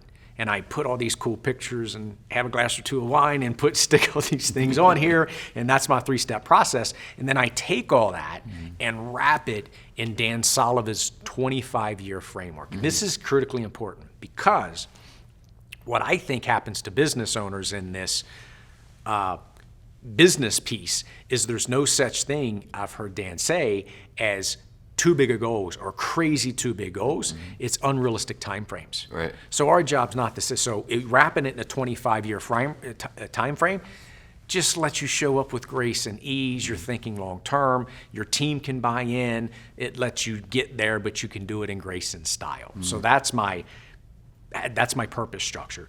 People, we use top grading. How do you hire and retain A players? So you may be familiar with that. Then we look in, obviously core values are a part of the people, and then we have a 1-page plan for each of these. So the purpose is a 1-page strategic plan. We have a 1-page people plan. Processes, we define 4 to 9 key things in the business that drive the business. Let's identify them. Let's set up an accountabilities chart that there's one person responsible for each one of those processes, and then set up key performance indicators to know what's green, what's red, what's yellow. And then we set up, then we lean it out. So I'm good friends with Paul Akers. He may be good too, the founder of 2 Second Lean. And the reason is we lean out these processes because it's like a closet. Processes get cluttered up. Yep. You got to keep them lean and keep them leaned out. I like 2 Second Lean because it's simple. Lean can get complicated and complex. And then lastly, profits. Profits are not bad. So we play the great game of business with Jack Stack, which is open book management. We teach business to each team member and share the numbers. Here's where we're at on a monthly basis. And then quarterly, we share that profitability. Then we set up a 1-page plan for the business and a 1-page plan personal for the owner of the business. So that's my purpose, people, process, and profit framework of having a, Dan Sullivan calls it a self-managing company. I call it a sustainable business. Yeah. So what's interesting here as you took us through the infinity sign is the sort of confluence or polar opposite things that are having to come together, meaning, as you're describing what you just described, it's a lot of process, a lot of structure, right? And these other things that are a little bit more, let's call them spiritual or more, kind of abstract and subjective in nature, yet are very valid and very real and very important. That all these things have to come to play here. It's not like leaning in one or leaning in the other.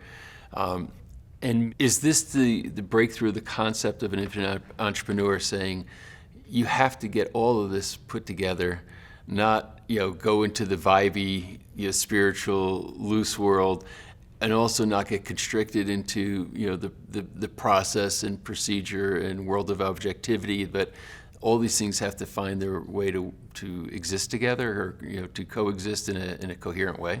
Yeah, it is, and it's the wrote a book years ago called The Sustainable Edge with my partner, and the idea of that is you really can have it all.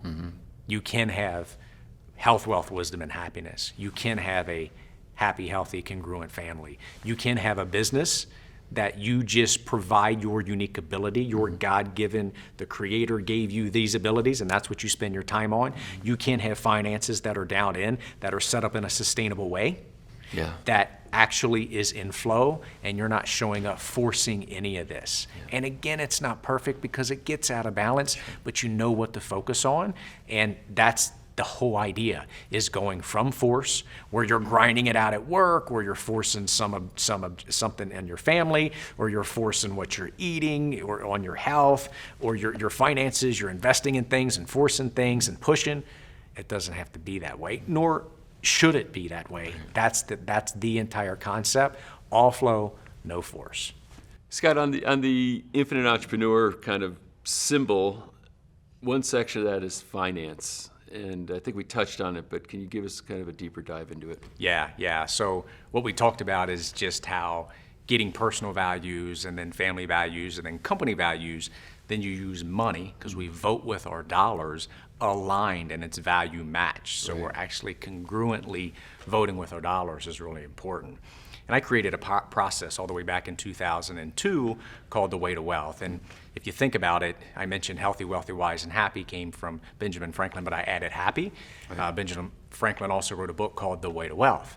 I just took it, some indigenous or ancient or wisdom from the past, and brought it to current times. So that's our wealth management process. It's actually how I manage our household monies, completely verbatim. So I'll share it if that works. That'd be great. I'd love to learn it. So it's The Way to Wealth, and it's an acronym, and the way is where we start. And this is very intentional. So very different than how Benjamin Franklin looked at it.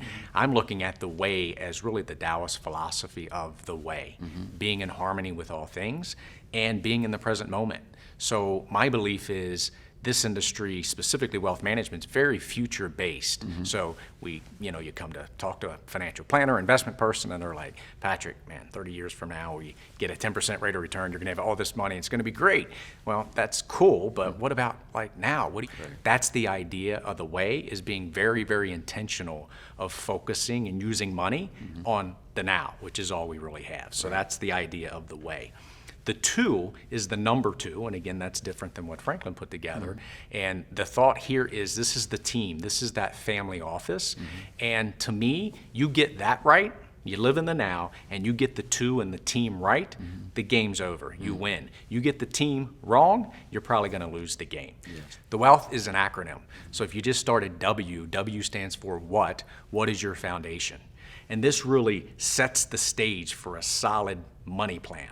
And the foundation for me are 6 bricks that we illustrate and use.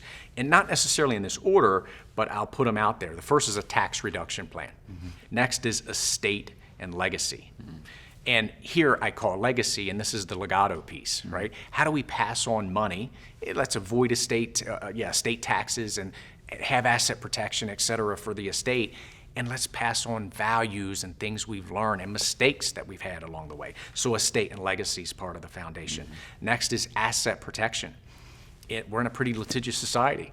So if you left here and bumped into someone, they thought you had some wealth, depending on what you've done insurance-wise, how you entitled your assets or titled your assets, you want to make sure that's buttoned up so that the assets are actually protected in a way that you're comfortable with.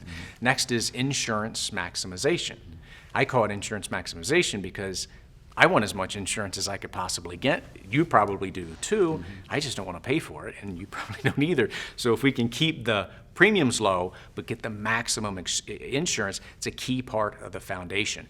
Next is interest rate, efficiency, and credit review. And then lastly, all of those 5 bricks will, done right, and should lead to more cash flow and control. So the last brick that we're measuring and monitoring is cash flow and control. And to just simplify this, that's the money game, in my belief.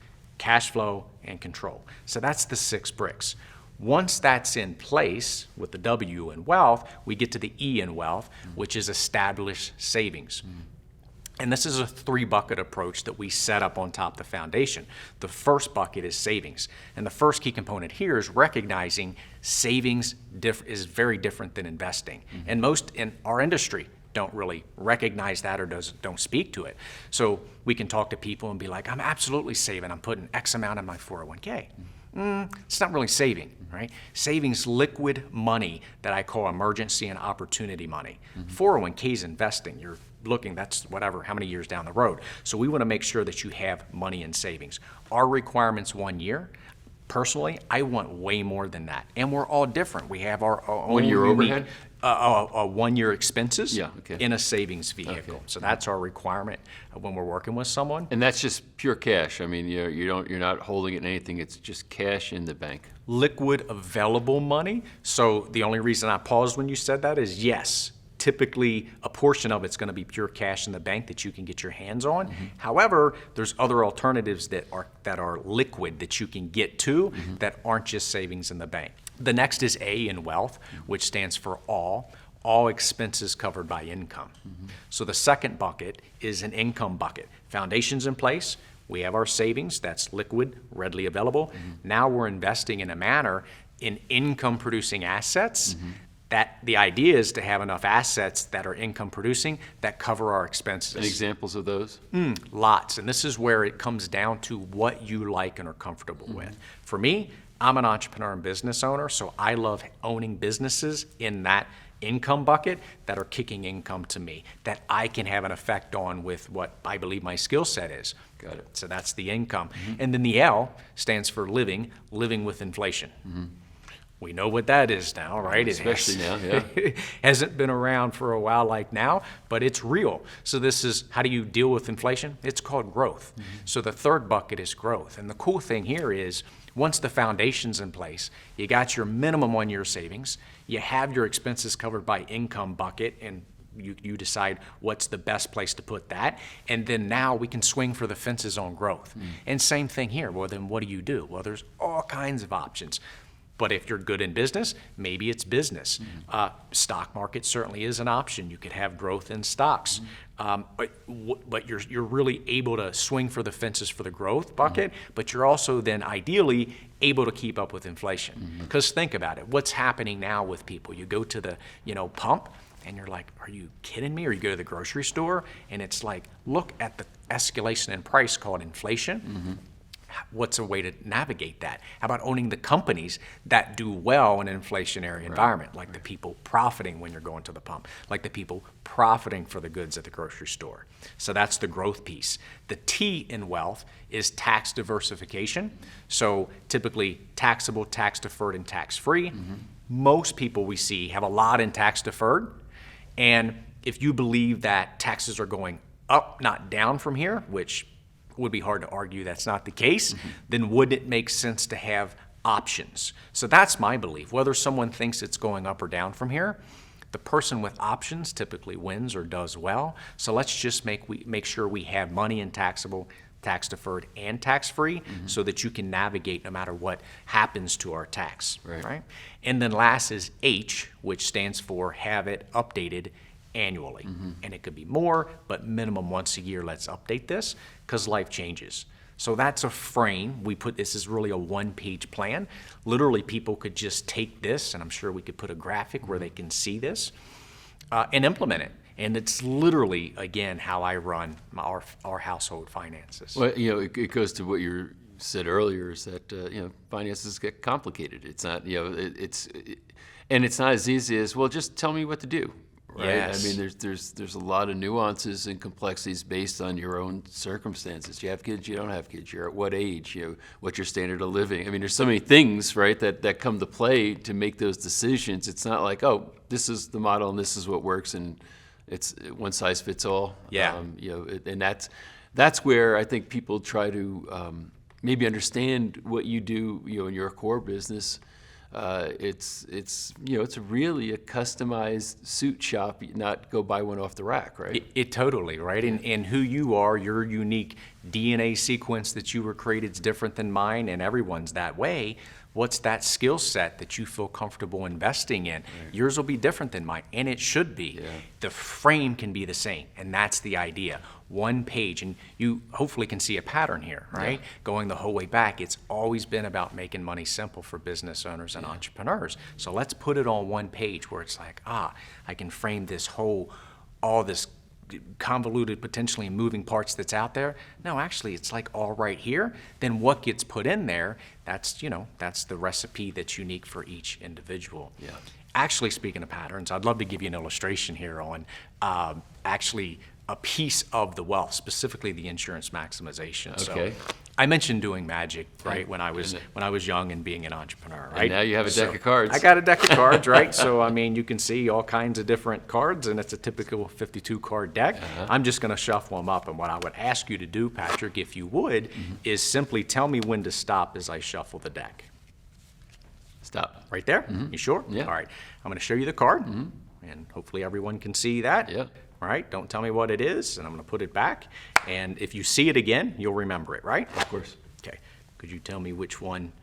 I'm just kidding. So what I'll do is sit with this intuitively. Remember I talked about breath work a little bit and kind of meditation. This is one of the things that it can bring. That card was the Ace of Spades. Nope. It wasn't the Ace of Spades. Well, this is kind of embarrassing on camera. Hold on. So clearly then it was it a black card? Nope. Oh, well then clearly it was red. Clearly. All right, we're getting somewhere. So the Eight of Hearts. Nope. It's not the Eight of Hearts. This is embarrassing on camera. All right. Well, this is where, thank God, I traveled with the Magician's Insurance Policy. So basically insuring against risk. And if you read it, the policy covers failure and extended coverage. Well, I failed pretty epically there, so we'll see what we got. The instructions in here, yeah, this is it. So we'll see the coverage and see how this kind of plays out. Oh, come on. Was that the card? That's the card. That's the card. Beautiful. Well, thank God for insurance. Here's possible. Here's the takeaway for this for me is two things. One, this is an example of we do all want the most insurance we can. That's why, right? Yeah. Because it's comforting to know something happens and I screw up, I got coverage. Right. But this also ties into business. Most people think entrepreneurs are these crazy risk takers and they're just out on the edge. I find that not to be true. There is a time to take risks, but the key is minimizing the downside. Rich talks about guardrails and his zigzag principles. I love them. What's that? It's a guardrail. So in business, you just want to make sure you have guardrails, so if you make a mistake, you can course correct, right? It's the same in wealth management, not just for insurance, recognizing we want as much as we can get, we just don't want to pay for it. It's also a belief that, and this is the way to wealth thought process, if you take care of the downside, risk mitigate, the upside takes care of itself.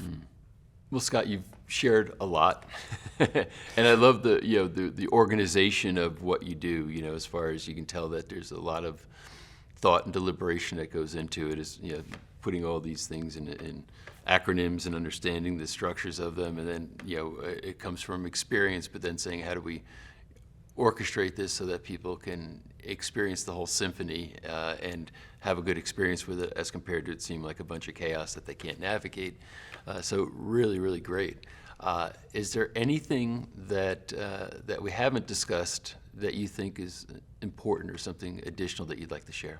I would say one thing to that, and that is, as business owners and entrepreneurs, my one strong suggestion / comment would be you. And this sounds, okay, Scott. And it's like I've lived it, and think there's a lot of wisdom in this. And this actually came from kind of a spiritual experience for me as well, where, who are we? Well, no matter what your belief system, God, everyone can have their belief system, but you didn't put yourself here. I didn't put myself here. And DNA's a real thing, clearly, right? And I had this vision of, stars turning into this unique DNA sequence, and here I am, here you are, and they're unique sequences. Yeah. That is who you, and it's different than mine, which is amazing. So what am I here to do? Well, Creator made me, and my belief is to be fully me. It's why I'm this unique DNA sequence. You're amazing, and I don't want to be you and can't be you, because I'm not that sequence. And I think as business owners and entrepreneurs, we have mentors, we have people we look up to, we have peers, and we so often get caught up in being someone else or trying to. Yeah. And my belief is if people took one thing away, you're unbelievably special and created just like that. Be fully that. Have fun. If you're quirky, be freaking quirky. If you're nerdy, if you're whatever, own it, be it fully. It's why we're created. And doing that from an entrepreneurial business owner mindset, we're creators. And it's like being fully you to create in the unique sequence that we're in. That's the game, man. And what will that do to the world? So that's my big one thing, be fully you. Yeah.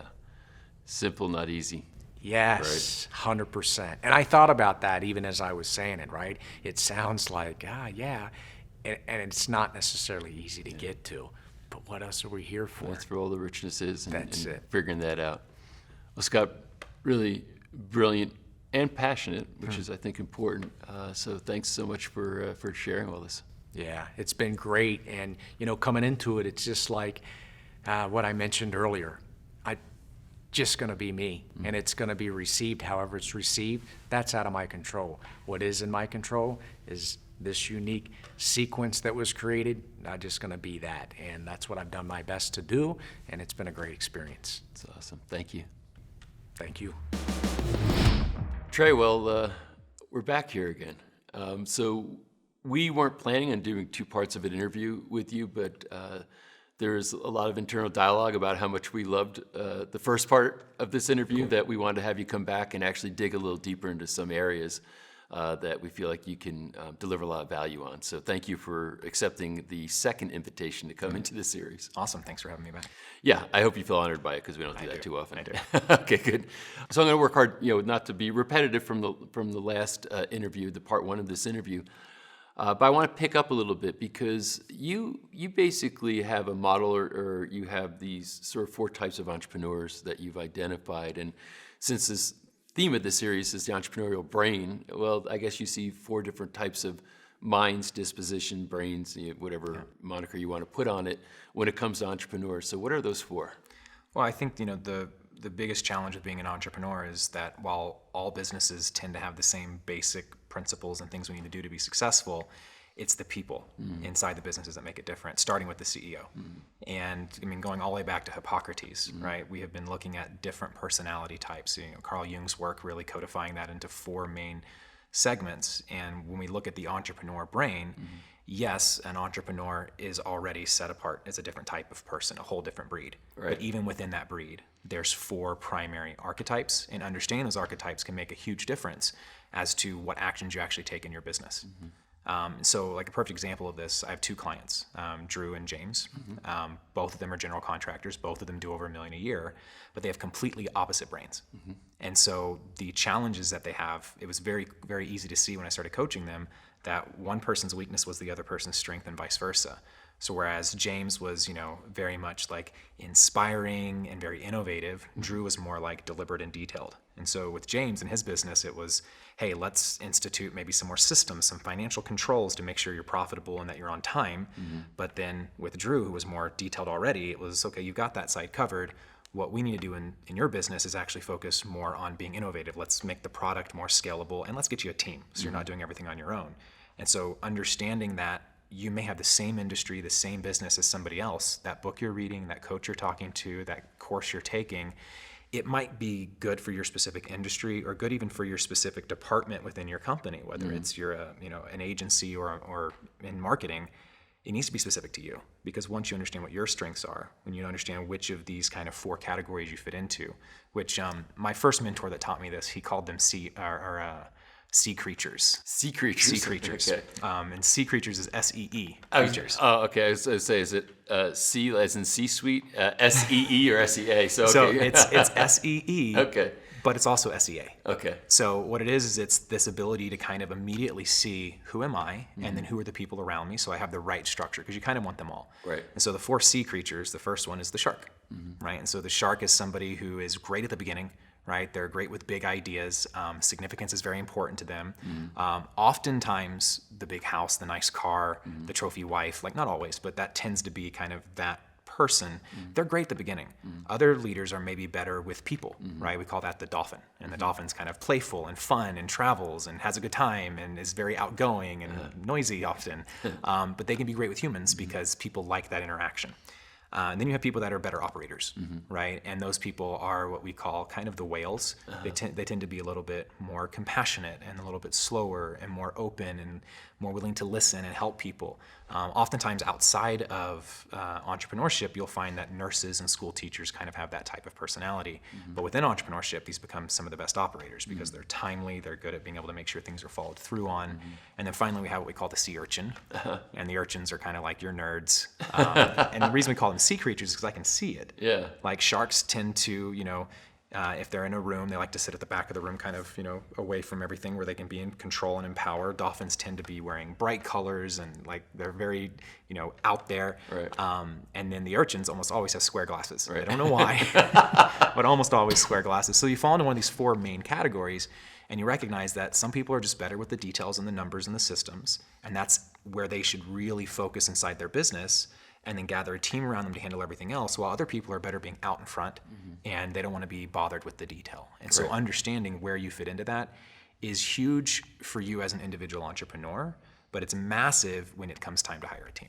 Do you find that it's, I guess, proportion to a ratio? I mean, I guess it's never like they're 100% shark and 0% urchin or something, right? I mean, so it's more, is it predominance or how do you see that? Yeah, I think we all have all 4 to an extent, right?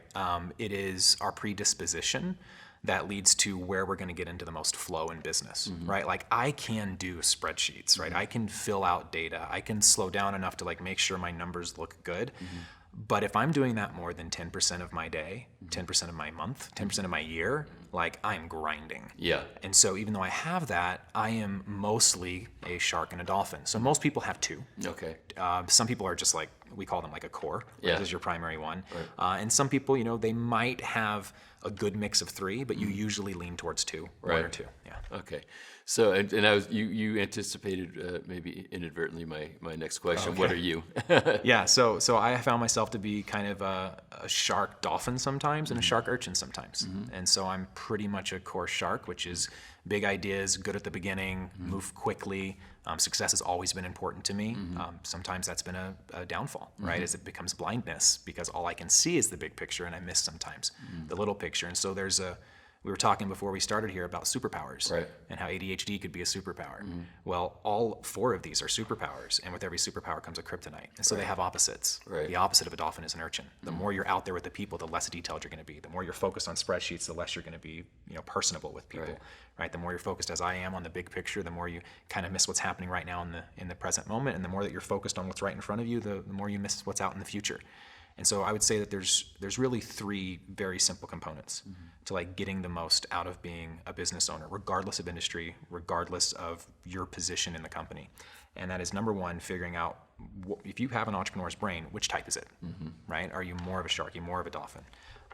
Number two is, okay, if that's me, then who do I need to get around me, right? So that I can just focus on staying in my genius and not necessarily get pulled constantly into these things that are outside my zone of competence, right? Maybe even in my like blind spot completely.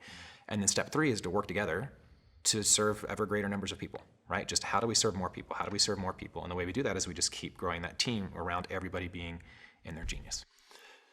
Is it hardwired, do you think? Is it developmental with experience? Is it a little bit of both? Funny. Yeah, because I think most people, just for entrepreneurs in general, say, yeah, they're kind of born. You don't really turn into one. Yeah. And I'm not 100% convinced that. Again, it's nature, nurture. I think it's some of both. But in this particular case, are they born the particular sea creature they are, in your mind? My 11-year-old, she's turning 12 in a couple of weeks, literally asked me this yesterday. Right? She's on the way home from Smart school. kid. She's like, how is it that I'm just this thing from birth? And I think, I don't know if it's 50-50 or if it's just part and part. Do I think entrepreneurs are born? Yes. But are they born from their mother that way, or are they born from adversity? Like, what has happened in your life that's caused you to decide to take things into your own hands, to be responsible for other people's livelihood, to go create some value in the marketplace that didn't exist before you? Like, that takes a special something. Right. The challenge is when the business becomes so chaotic, when there's so many things happening, when it's a source of stress and not enough profit to be worth that stress, that people start to look for, what am I doing wrong? What do I need to do differently? What do I need to do better? And in that, they start to look for the books, the coaches, the courses, if you're a growth-minded entrepreneur, but then they still might find frustration because they're just looking at the wrong side of the coin. So I don't know what percentage of it is really maybe what we're born with versus a reaction to our lifelong micro traumas that like lead up to us needing to do this one thing. But I will say that, we test people, and very rarely do people change. Like, given like a major life experience, like I have one friend who like sold a company and got huge into plant medicine, and he moved from being an urchin to a shark. So it does happen. Okay. But not. But maybe shark was his more natural disposition. Exactly. Like and, maybe he got the stuff that was in the way out of the way. Yeah, which is what plant medicines are very capable 100%. of doing, right? We did an entire different series on that. And we chatted about it in part one. We did. It's a great conversation because a part of this, I guess, is really the recognition of what your innate expression really is. It's, I think that there is a core to everybody. I mean, this is my own perspective, and that because of traumas and things that happen during your life, it creates sort of distortions around that core, so that what gets expressed is some distorted representation of what's really there. Yeah. So it's interesting in the example you gave that to remove that. Now somebody says, "Oh, I've been an urchin maybe because I'm told that I'm supposed to work on spreadsheets." I'm just like, I'm forcing the details because like I have to control things because something didn't work out in my life in the past, and then suddenly you're like, "Oh, I sold the company. I don't have to do that anymore. Who am I truly? What do I want to be? Where do I want to focus my time and energy?" And in this specific person's case, as a shark, the creativity, it went into his art. And so he started creating art cars for Burning Man. He started really expressing himself. And of course, the next business he built was him more in a shark and more creative role. Right. But in the beginning, it wasn't even business that allowed that to kind of unfurl for him. Can I infer that testing is really important to figure this out, to know yourself? I think most people, when they hear the types, they're like, "Oh, I think that might be me." And so to verify that, I created a quiz where people can take it and they can find out. But I think more important than the result is the report that comes with it. What do I now do with this, right? If I am a shark, like what part of the business should I be focused on? Who are the first people I should get on my team? Should I go out and get an urchin immediately, or would it be more important for me to, get a whale? And so I think, yes, testing is important, but more importantly for me at least is once you understand kind of the model or the system, and this is huge for me, whether it's spiral dynamics or human design or whatever. I love mental models because once I can see the different lenses, then I can kind of navigate. And so to me, yes, the test is absolutely the beginning, understanding who you are, but it's the report that comes with it where it's like, oh, this is what I now do with that. This is how I help other people, or how I bring people around me, or how I might rub people the wrong way, and how I can avoid that. It's the usability, because the last thing anybody needs is another damn quiz or test, right? Like we've all taken so many of these personality assessments, those of us on the growth trajectory. What I love about this one is its practical ability to be used immediately in my business. Like the second I found out I was a shark, I was like, oh, this is why I suck with timing. Like this is why I'm like, late to things, and I'm always like, I always think it'll take half as long as it really takes to get things done. I figured that was all entrepreneurs. But then back to, Drew, one of my clients, timing is never an issue for him, right? Because he's just naturally kind of in that kind of urchin, maybe a little bit of whale segmentation. So, Do you find that entrepreneurs' disposition, short of your understanding that you just shared, is that they usually are attracted to trying to hire other people like them? 100%. Yeah. I think most of us try and just not even 99%, right? I think it's like we want to be friends with people who are like us, right? We like people who are like us, and there tends to be a tendency to want to get people around us who agree with us, right? And someone who's slowing us down feels like they're an impediment to progress. Yet sometimes it is the slowing down that allows us to see more clearly so that we can make the right decisions to move the business forward. So we're not just running after revenue, and we're actually making a profit. I can't tell you how many sharks I know who literally are on Inc. 5000 while working with bankruptcy attorneys because there's no profit in that multi-million-dollar organization. Right. And so sometimes slowing down makes a lot of sense. And on the flip side, sometimes taking forever to do something isn't the right play. We need someone who can iterate really quickly. That's why we hear things like move fast and break things from the Mark Zuckerbergs of the world, is because other people are pulling in the other direction. And so the tension is actually a good thing if it is conscious. If we know, hey, this person's pulling against me because they are different from me. If I know that this person is just trying to look at the bottom line, they're not trying to, crap all over my idea, then that tension is actually what makes the music play on a piano or a violin, right? A beautiful tension. But if it becomes too much tension, if it becomes, so much tension that things break and then the system falls apart and the business doesn't do well, then that obviously doesn't work. And so it's being aware of the cause of that tension and being able to play the music rather than avoiding the tension altogether by just getting all the people up on, one side of the personality matrix. Right. And, not allowing people to be railroading other people just because they happen to be the personality type that's more vocal. In part, this is a maturation process, right? A young shark versus an old shark, like the old thing about the young bull and the old bull, 100%. Right? And you talk about move fast and break things, but the thing I'm hearing more and more now is slow is smooth and smooth is fast, right? 100%. So there's these varying adages that surround this, and my experience, personally being an entrepreneur for a lot of years, and I suspect if I took the test, I'd probably be a shark, but that a part of the maturation is recognizing your counterbalances as compared to just trying to get a bunch of other sharks, with you to go make stuff happen, and then a lot of bad things happen. And I've been to that party too. 16 companies later.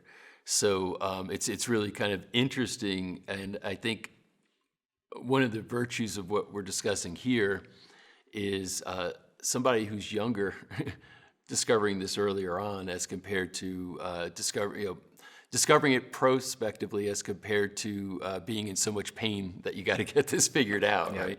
Now, you talked about clients you have, so I imagine you've worked with both, people who, maybe younger in their careers and people who've been further down the road. I want to say my youngest was 19 and oldest was 69. Wow, okay. So quite the range. And all the personality types. But the benefit has been I know their personality type. Right? I'm not guessing it. I test them at the beginning. Right? And so at that point, I can help give them customized direction, right? And it's not just me. It's any coach that is able to understand who you are, not just what your business does, right? And for me, like what I find is the younger people tend to try and move really, really fast, take really big steps, major leaps, because there's this pernicious lie in our media that overnight success is a thing, right? That, oh, you can become really successful really, really fast. And I think that, people that tend to be on the more mature side, they understand that success comes a little bit more slowly, but oftentimes their biggest challenge is believing in themselves because it's been so long since they've had a win. So the support they need is different, right? But at the end of the day, there's frameworks for business, right? They tend to all be the same. It's your ability to execute on the framework, right? Like basketball is basketball no matter where you go on this planet, but there's a small group of people who can play at an elite level, right? Because they understand who they are and what their position on the court is. They're not trying to play every position. They're sticking where they need to be, and they're being in the right place at the right time. Like I remember, as a kid watching Michael Jordan. I mean, it was magical. No one I've ever seen before or since could play the game like this guy could play. I mean, he would run down the court without even looking behind him, like jump in the air, and the ball would just land in his hand out of nowhere. He didn't know it was coming. He didn't look for it. It was just like this synchronicity, right? Like getting into that state of flow is what I want for every business owner. And that only happens, right, if you're in the right place at the right time in your right position. If you're in the wrong position trying to force everything in your business, no one's going to throw you the ball. Right, you're not attracting things, you're chasing things. I can personally attest to I think the virtues of coaching or mentorship or any other moniker somebody might put on that. As a matter of fact, let me ask you the question so our terms are aligned as far as what I'm saying is what you're hearing, kind of a thing. But is there a difference in your mind between like a coach or a mentor or a consultant? I think salespeople use the words like interchangeably, but in my personal opinion, absolutely.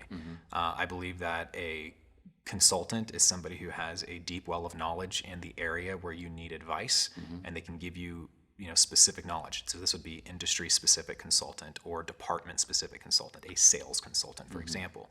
A coach is more about getting you to have what's within you to come out. It's to help you. Like I would imagine that maybe basketball players don't need Phil Jackson to tell them how to bounce a basketball, but they do need a coach to help them be their highest self, right? To play as a team, right? To get over whenever there's a challenging defeat, or to stay humble during an exultant success, right?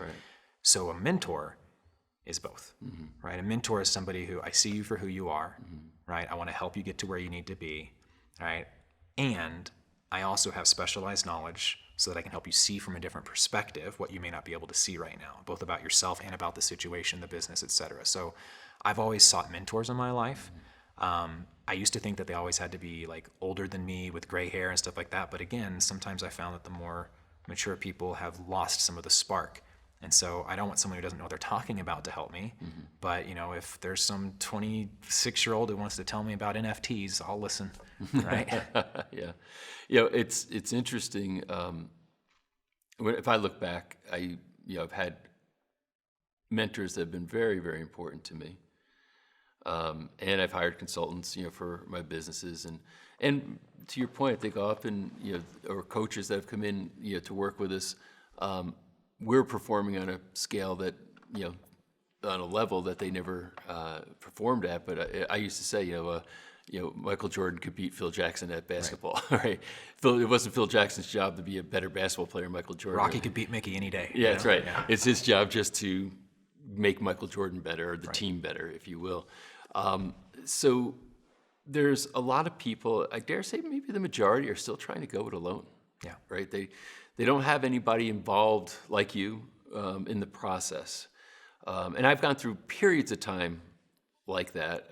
And if I were to reflect back, my own conclusion is it's just not being smart about your business. And sometimes maybe it was my ego thinking, we're doing great, I don't need anybody. Sometimes it was maybe you think I can't afford it because things weren't so great. Yep. And then everything in between. But if I look back on and say, if I had the right person in a role of a mentor or coach, I think it could have made a big difference as far as what my outcomes might have been. Yeah. How do you see it? A business owner does not a wealthy person make. I think that there's this conflation oftentimes. I saw it a lot with my dad's employees because he owned an auto shop and didn't make a ton of money, but everybody assumed he was rich because he's the business owner, right? And I think a lot of business owners, myself included in the beginning, we have an idea, we see a value market fit, and so we're going to go make money with it, and then we need to hire people. Well, I just need to hire them to do what I'm already doing, so I already know what I'm doing, and there becomes this very pernicious perspective that I can see the whole picture. Oh, I know what's going on here, right? Let me just keep moving through this, and I make some profit, and so I'm validated in my belief that I've got all the answers. But a wealthy person has a completely different perspective on life, whether they're a business owner, a retired person, they've exited a company, where they don't look at cost the same way that a business owner does. A business owner looks at, if this costs me this much money and I'm making this much in general, then I'm going to be out that much money. And so they might look at something like coaching, consulting, a course, an expensive book, something like this as like, oh, that's going to cost me money.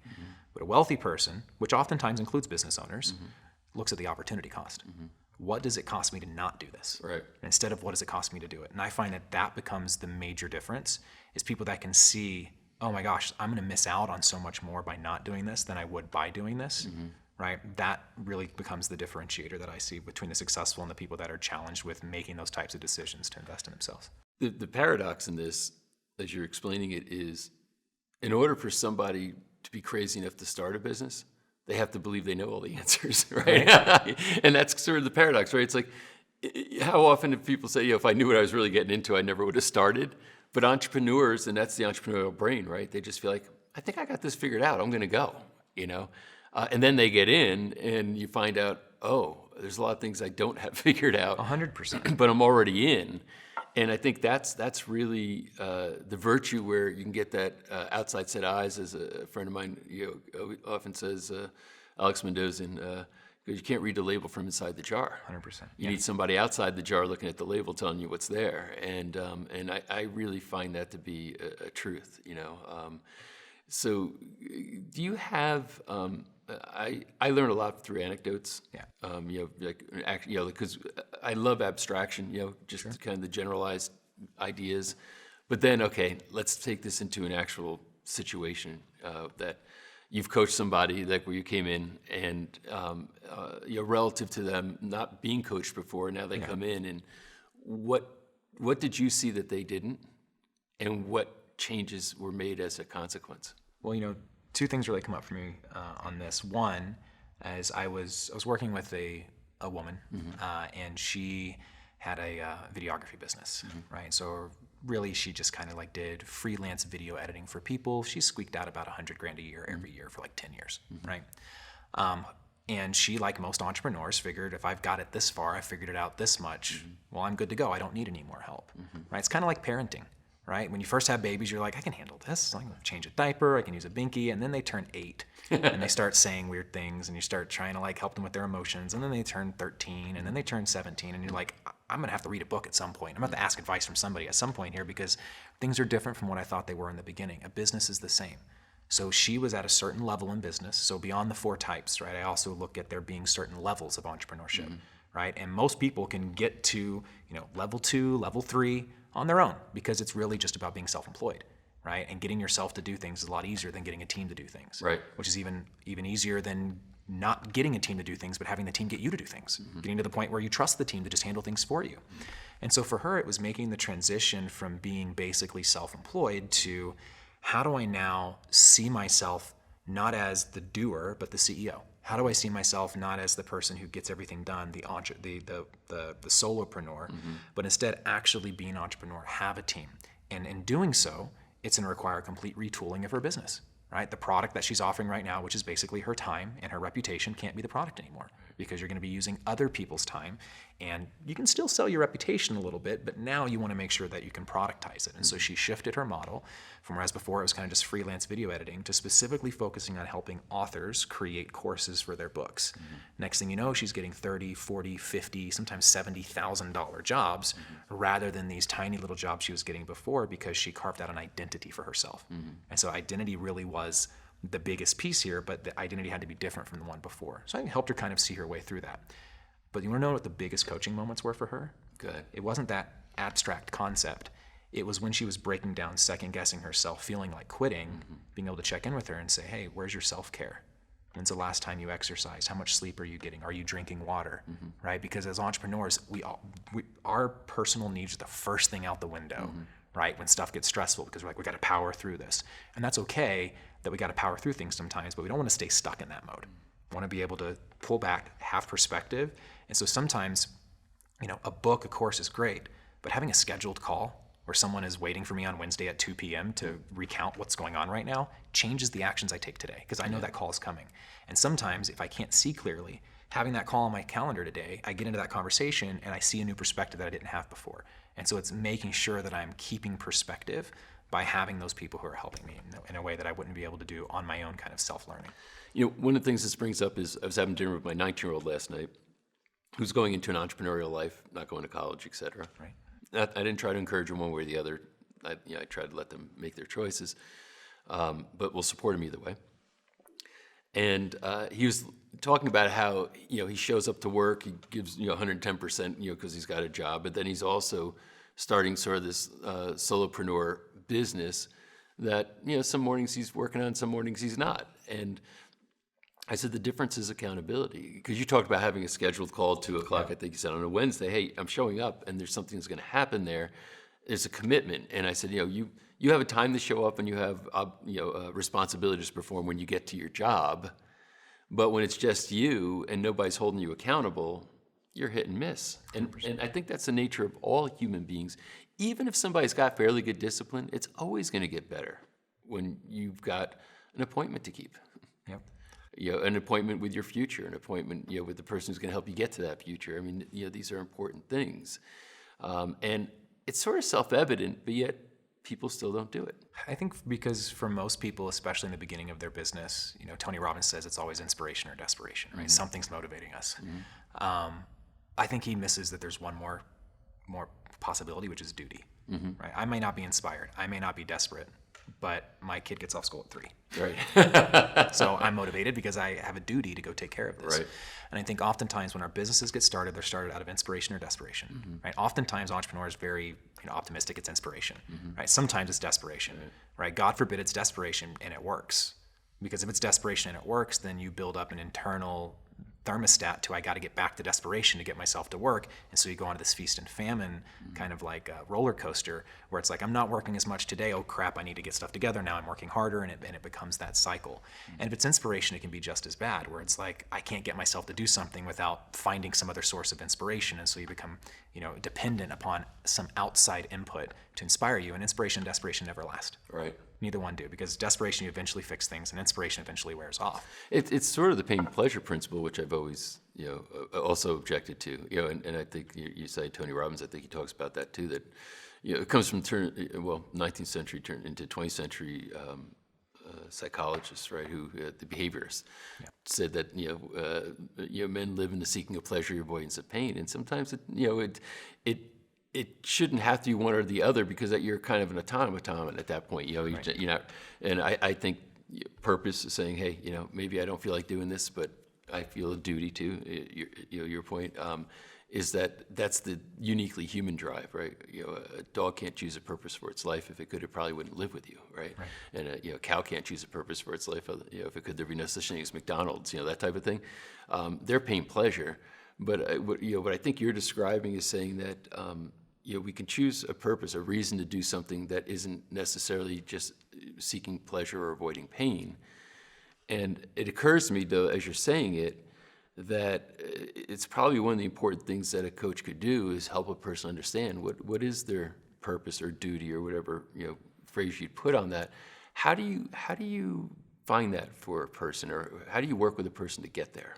So I think the biggest thing, it really comes back to their which sea creature they are, right? Am I working with somebody who's systems light, in which case helping them have systems could help them show up more frequently? Am I working with somebody who, like they're going to be embarrassed, right? Because your son, for example, like he would be embarrassed if he was late to work. He'd be embarrassed if he got fired. He'd be embarrassed if he got, derogatory marks against him, but he's not going to do that to himself. Right. So something like having a mentor, having a coach, having somebody who you're accountable to, that in and of itself, right, doesn't require inspiration or desperation, right? Because I have that kind of like that duty, right? So when I say duty, I'm talking literally about having another human being involved, whether it is an employee, a partner, an investor, or a coach that can kind of be like holding me accountable to what I need to show up and do.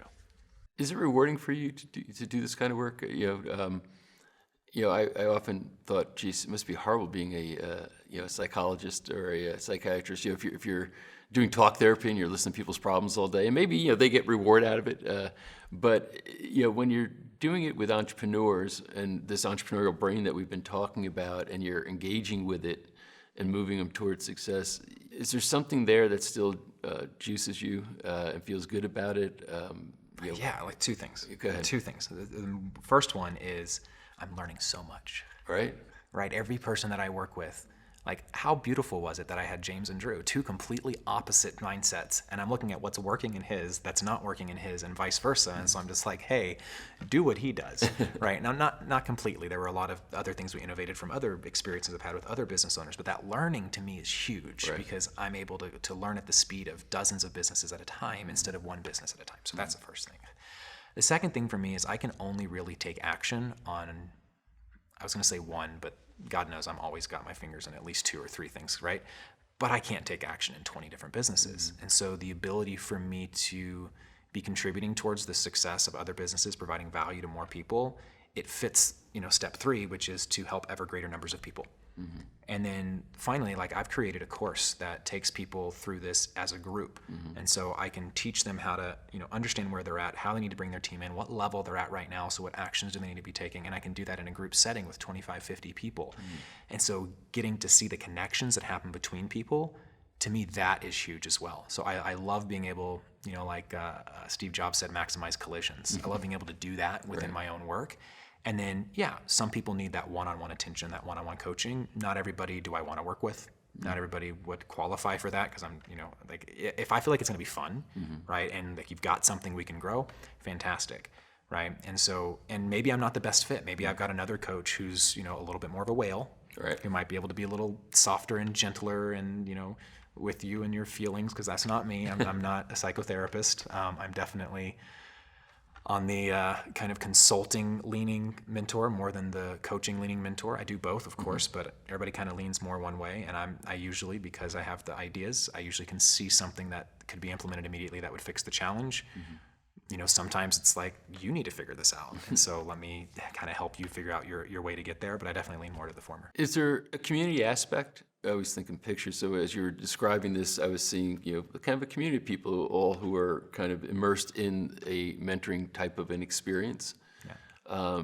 But recognizing maybe there's the community aspect actually is more is a lift as compared to saying it'd be better one-on-one. How does that go? I prefer the community for a couple of reasons. One, it's unavoidable. When you start introducing like-minded people to each other, and then add the layer of giving them a shared language. You're a dolphin, you're an urchin, you're just like, they just love it up, right? Everybody just really loves that. And then we get into like a lot more language and stuff too. So that's just unavoidable. The community happens, the collisions happen, people create relationships, sometimes partnerships that last, forever. I think the other huge benefit of community learning, right? Because the one-on-one's great too, and I do both, but the community is, I may not have a question this week that's relevant, right? Or the question I have, you answered already, but man, I really like her question, right? What she's asking right now is of huge benefit to me. Or he's 2 steps ahead of me, or she's another level above me. So I can kind of see what kind of future challenges I'm going to be working on. Like right now, I'm just trying to be profitable. And this guy over here is making $1 million a year, and he's trying to figure out how to hire a 16th employee. So there's going to be a road between where I'm at and where he's at, which we don't often always see. Like many times people will judge themselves by looking at somebody else's front stage, right? And they see everything that's happening, like, oh my gosh, this person's in the same industry as me, and they're doing this, that, and the other thing. Let me go try that. But they're at level 5 and you're at level 1. And so you fall flat on your face. So you judge yourself rather than recognizing that you just took the right actions at the wrong time. And so being able to be in community and see, like being actually physically in a space, whether it's Zoom or in a physical space, and you can see and feel and understand and hear how people are having different experiences of their business. And then you can filter that through what level are they and what type of entrepreneur brain do they have. Then you can suddenly decide what's actually useful and what needs to be ignored. And I think oftentimes in the sea of information we live in, we don't need more information, we need more wisdom. We need to know which information is actually the usable information at this time for me. And I think that helps a lot when you have a community around you that speaks the same language. How often do people think, well, my business is different? Like, because you're talking about, hey, they're down the road further. There's a path here to there, but do people Shark very dolphins often, all the time. Yeah, they just think, oh, mine's different. It's not going to be like yours. Yeah, it starts with the personality, right? The person is, I'm different. Yeah. The person is, my situation is unique. I run into it a lot, and I do see it more often with like the shark dolphin than anybody else, where it's like, oh, mine's different. No one can do it the way that I can do it. And, what's really valuable about kind of the frameworks that we use is people can begin to see where that's true. Yours is very unique. It's very different. You're very different. And that's your value. The way you leverage your value, though, that's pretty part and parcel. Like most businesses, you're going to fall into one of two categories of leverage. You're either going to take what you're doing and you're going to do more of it, right? Or you're going to take what you're doing and you're going to make it a bigger brand and charge more for it. Either way, you're going to get more revenue, more profit. You either do more or you charge more. There's only really two directions you can go. So yes, every business is unique. Every person is unique. And I found, oftentimes as well, when people start to really dig in, like I have a friend specifically, he's a shark dolphin, same exact conversation. He comes in, he's level 3. He really wants to go to level 4. I show him what level 4 is, and he is. What is level 3? What is level 4? Yeah, so level 3 is like, I am self-employed. I run my own business. I make my own income. I pay my own wages, but I don't have a team. Okay. Right? Maybe I got like a VA, but I don't have like a leadership team. I don't have people that are handling the other parts of the business, right? But he wanted to go to that level 4. Okay. The problem was in his business, in his mind, if he hires anybody else to do the work, then that's trade secrets that'll be stolen, and he'll be creating his competition because it's a local business, right? And so he was so afraid of having what he has stolen and moving to that next level that he's like, I'm just going to go start another business from scratch. Is that common fear? I'm going to start at 0 and work my way up. Is that common fear? I think the common fear is more no one can do it as good as me. It's not as common someone's going to steal this from me. That I don't see as often. But in this case, it was someone's going to steal my special sauce, right? Which I tried to show him. I was like, well, you could actually have multiple locations in multiple cities across the country, and then you would literally be paying people to steal it from you, and they would be paying you to steal it from you, and you could have like a franchise here. Like what you have is really special. Right. I'm not denying that. But there is a way to scale it. He didn't want to go that direction. That's totally fine. He's like, I would rather build another one from 0 to 4, right, where I'm not worried about my special sauce, than take the one I have to 4. Like I can't go any further from here.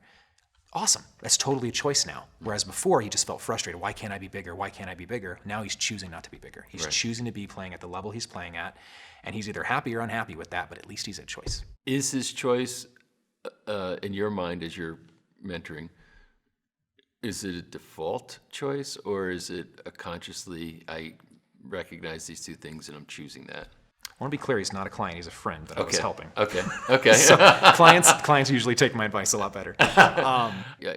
Taking care of friends and family, forget it. It's like, the people who show up for an appointment, pay for the service, et cetera, those are the ones who get the results. Is it the same thing? Absolutely. True? Yeah. I remember when I first became a coach, like in 2015, someone's like, why'd you do this? And I was like, because I want to give advice to people that actually want it.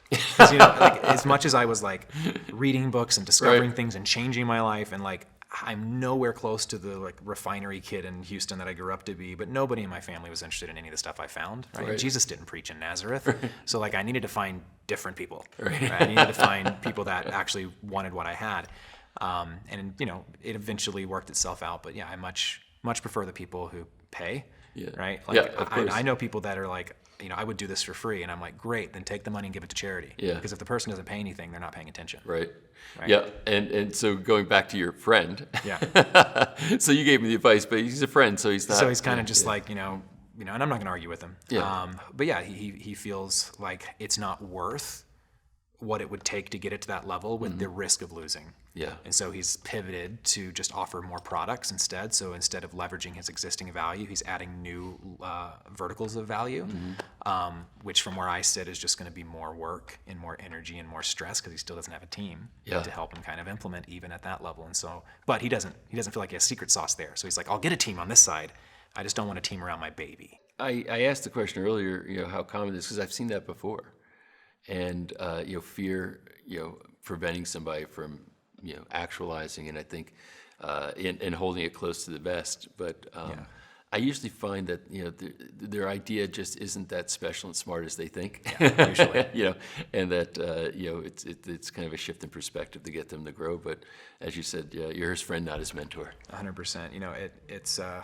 I'm probably going to do like a webinar or something to break this stuff down where I can draw and give levels. But if you could imagine, moving up the levels in entrepreneurship, where you start as kind of like broke and nothing's really working, and then you're kind of self-employed, but you're really dependent on your clients and other people, and then maybe you have a little bit of independence in your self-employment where you can kind of go out like my friend and just make a ton of money, and then it's building a team, and then it's like being able to sell your company, right? Like if those are kind of the stairs, each one of those, the strategy to get to the next level is the opposite of what got you to this level. Right. So it never occurs to anybody, hey, for me to go from where I'm at to more profitability, a bigger company, serving more people, providing more value, I have to do the opposite of what I did to get me to where I'm at. It never occurs to people. And so this is why so many people, they either stay really broke because they're trying to go straight to identity. They're trying to go straight to big. They're trying to start a podcast and write a book and come out of nowhere, right? And they never able to make it work. And then on the flip side, people who have the graphic design business or the visual editing business, they stay stuck in that forever because hard work is what got them here. They're not trying to avoid hard work like the people who are trying to start with the books and the brands and stuff like that. They're trying to work smart from the beginning. So it's like you have to go from working hard to working smart to working hard to working smart. So each level, it's a zigzag. And if again, once you have the model, now you're at choice. So he's choosing because he knows how much hard work it's going to take for him to go from where he's at, which is working smart, having his own brand and everything, back to working hard. He's like, I don't want to do that. And that's totally fine. So I do think to that extent he's at choice because he knows he's choosing not to put in the amazing amount of effort it would take to get him there. Right. But he's also foregoing a 10x in profitability, a 10x in free time. Because each of those levels is literally 10 times as valuable as the one before. Yeah, and I imagine it's, stages of life matter. I mean, I launched a franchise in 2003, so I know what that is. We put up 300 of them, so I know what kind of work that is. It's a lot. And I would never start that business today.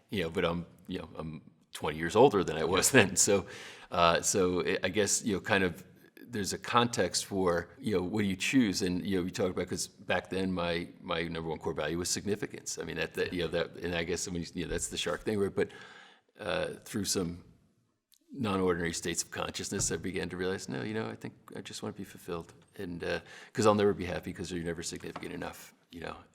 So it's interesting how I think where you are in life will dictate what choices you might make based on those types of things. Age-related life stage. It could be life event-related life stage. Like mine's been significance as well, but I have had the same message in multiple plant medicine ceremonies: be significant to the people you're already significant to. Yeah, and I just see my little girls, and I see my wife, and I see my small group of friends, and it's like, I don't need to be significant for some unknown audience out there that's never met me, when I have these people that completely fulfill me when I am being significant in their lives. Right, and that's where that's fulfilling as compared to if you're not doing Martin Luther King level stuff. You're never satisfied. I wanted to when I was younger. I wanted to be famous. I wanted to be president of the United States. I wanted to make my mark. And now it's like I just want to not hedonistically satisfy my pleasures. But I want to slow down and enjoy the time with the small group of clients that I work with the small class that I have right now. I don't need 50,000, I'll take 50. Right. And I'll work with those people because the ripple effects are what really matters at the end of the day. And I'm not going to be able to measure those regardless of how big or how small of a stage I'm playing on. But the last thing I want to do is become a great man and miss out on being a good one. Right. Well, final question, because I think this all leads up to saying, all right, I'm seeing the virtue of this, coaching, mentoring thing. How does someone find one or pick the right one? So, for me, it's I ask this question in all my classes: what are the characteristics of a good mentor? So I've literally polled thousands of people at this point, and I always hear the same things, right? They've been there, done that, right? So whether it's been there, done that in my industry, been there, done that in my department, been there, done that at my stage of business, or been there, done that with my personality. Like just to some extent, they have a knowing, right? Not an idea. Right. Like a physical, full-bodied knowing of where I'm at, right? That's always one of the things I hear, and I think it's true. I think the second thing is it's somebody who is patient and will listen. I hear that a lot from people, which is, they're willing to hear where I'm at. People just want to be understood, right? And so if you feel like, because it's easy to find a coach. You could Google it, you could ask around, you could post on Facebook asking somebody for a recommendation, but at the end of the day, you got to go with, what does your body say when you're in a conversation with that person, right?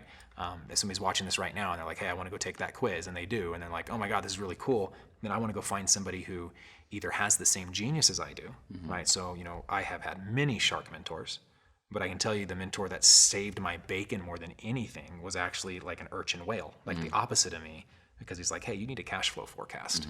Right? And this is like several years ago. And I was like, what is that? And he showed me, and I put it together, and I was like, oh, I can go to Burning Man this year. So I could rearrange things, and I was able to do it. So I think it's someone that, you find somebody that they have been there, done that, and what you're trying to do. They understand who you are, whether that's willing to listen, or it's like we do with psychometric testing, like really deeply understand who you are, where you're at in your business, right? And then the willingness to actually get on the same page with you. Like, where are you actually at, right? They're not just saying, here's my soup to nuts model of exactly how to do I don't want to mention anything specifically, but this type of branding or this type of running a thing, you have to fit into this exact system. Systems are great, but at the end of the day, you're going to customize it to be yours because you're an entrepreneur. Right? And so having somebody who's willing to do that, I think, is incredibly important. So those are kind of the three things I look for. In the end, I guess, kind of a gut feel is really important, right? Yeah. As you said, what your body's saying, what's the sense, and I think you still need to satisfy, some boxes that you got to check in your brain, right? As far as saying, okay, well, they've got this background, they're recommended by this person or whatever it might be. But in the end, I think that that connection that you sense, aside from that, is the thing that really determines the probability that this is going to work out well. Yeah, I think you can always. I remember when I was in sales, they used to talk about commission breath, right? You can always tell, like, if the person is in an abundant place where they're choosing to work with you because they feel very confident they can help you, or if they're in a scarce place where they have to say yes to you because they need your money. Yeah. Right. And I'm not condemning anybody. I have been in both of those situations many times. But that's where the gut instinct comes into place, because I got to know that this person is a fit, and it's not just intellectual. It has to at least be intellectual, right? But I need to also feel, okay, I like this person. I feel like they've got me covered. They got my best interest at heart. They're charging me enough, right, that I know it's worth their time, and it's enough that I'm going to show up, right? So it's not like some paltry amount of money, but it's also not so crazy expensive that they're just trying to satisfy their ego with how much they can charge a client. So I look at kind of I've all seen of those things. yeah. I've purchased those. I get this much per hour, Yeah. and that somehow, I think hopefully the world has changed a bit since then, where that type of marketing used to work. But it's interesting that you bring that up, because I've witnessed it. And you've purchased it. I don't know if I ever purchased it. I have to think about that. It was early on. It's very seductive, isn't it? Yeah, well, I was like, well, I want to be able to do that, so let me buy it. Yeah. Well, Trey, this has been quite, no pun intended, revealing. I mean, there's a lot here. And I think it's important, as we try to understand ourselves and try to, fulfill some type of a vision for a future that we want to create, et cetera. And the idea that there's a role for other people to play in this, and that if that's not taken into consideration, you're going to be missing some very important things. So again, I'm a big fan of the type of work that you do, and a big fan of yours, and I appreciate you coming back for a second interview here, so thank you. Yeah, it was awesome, man. Thanks for having me again. To learn more about how to get your entrepreneurial brain working for you, check the video right there next to me. I think you'll love it. Continue to believe, and I'll see you there.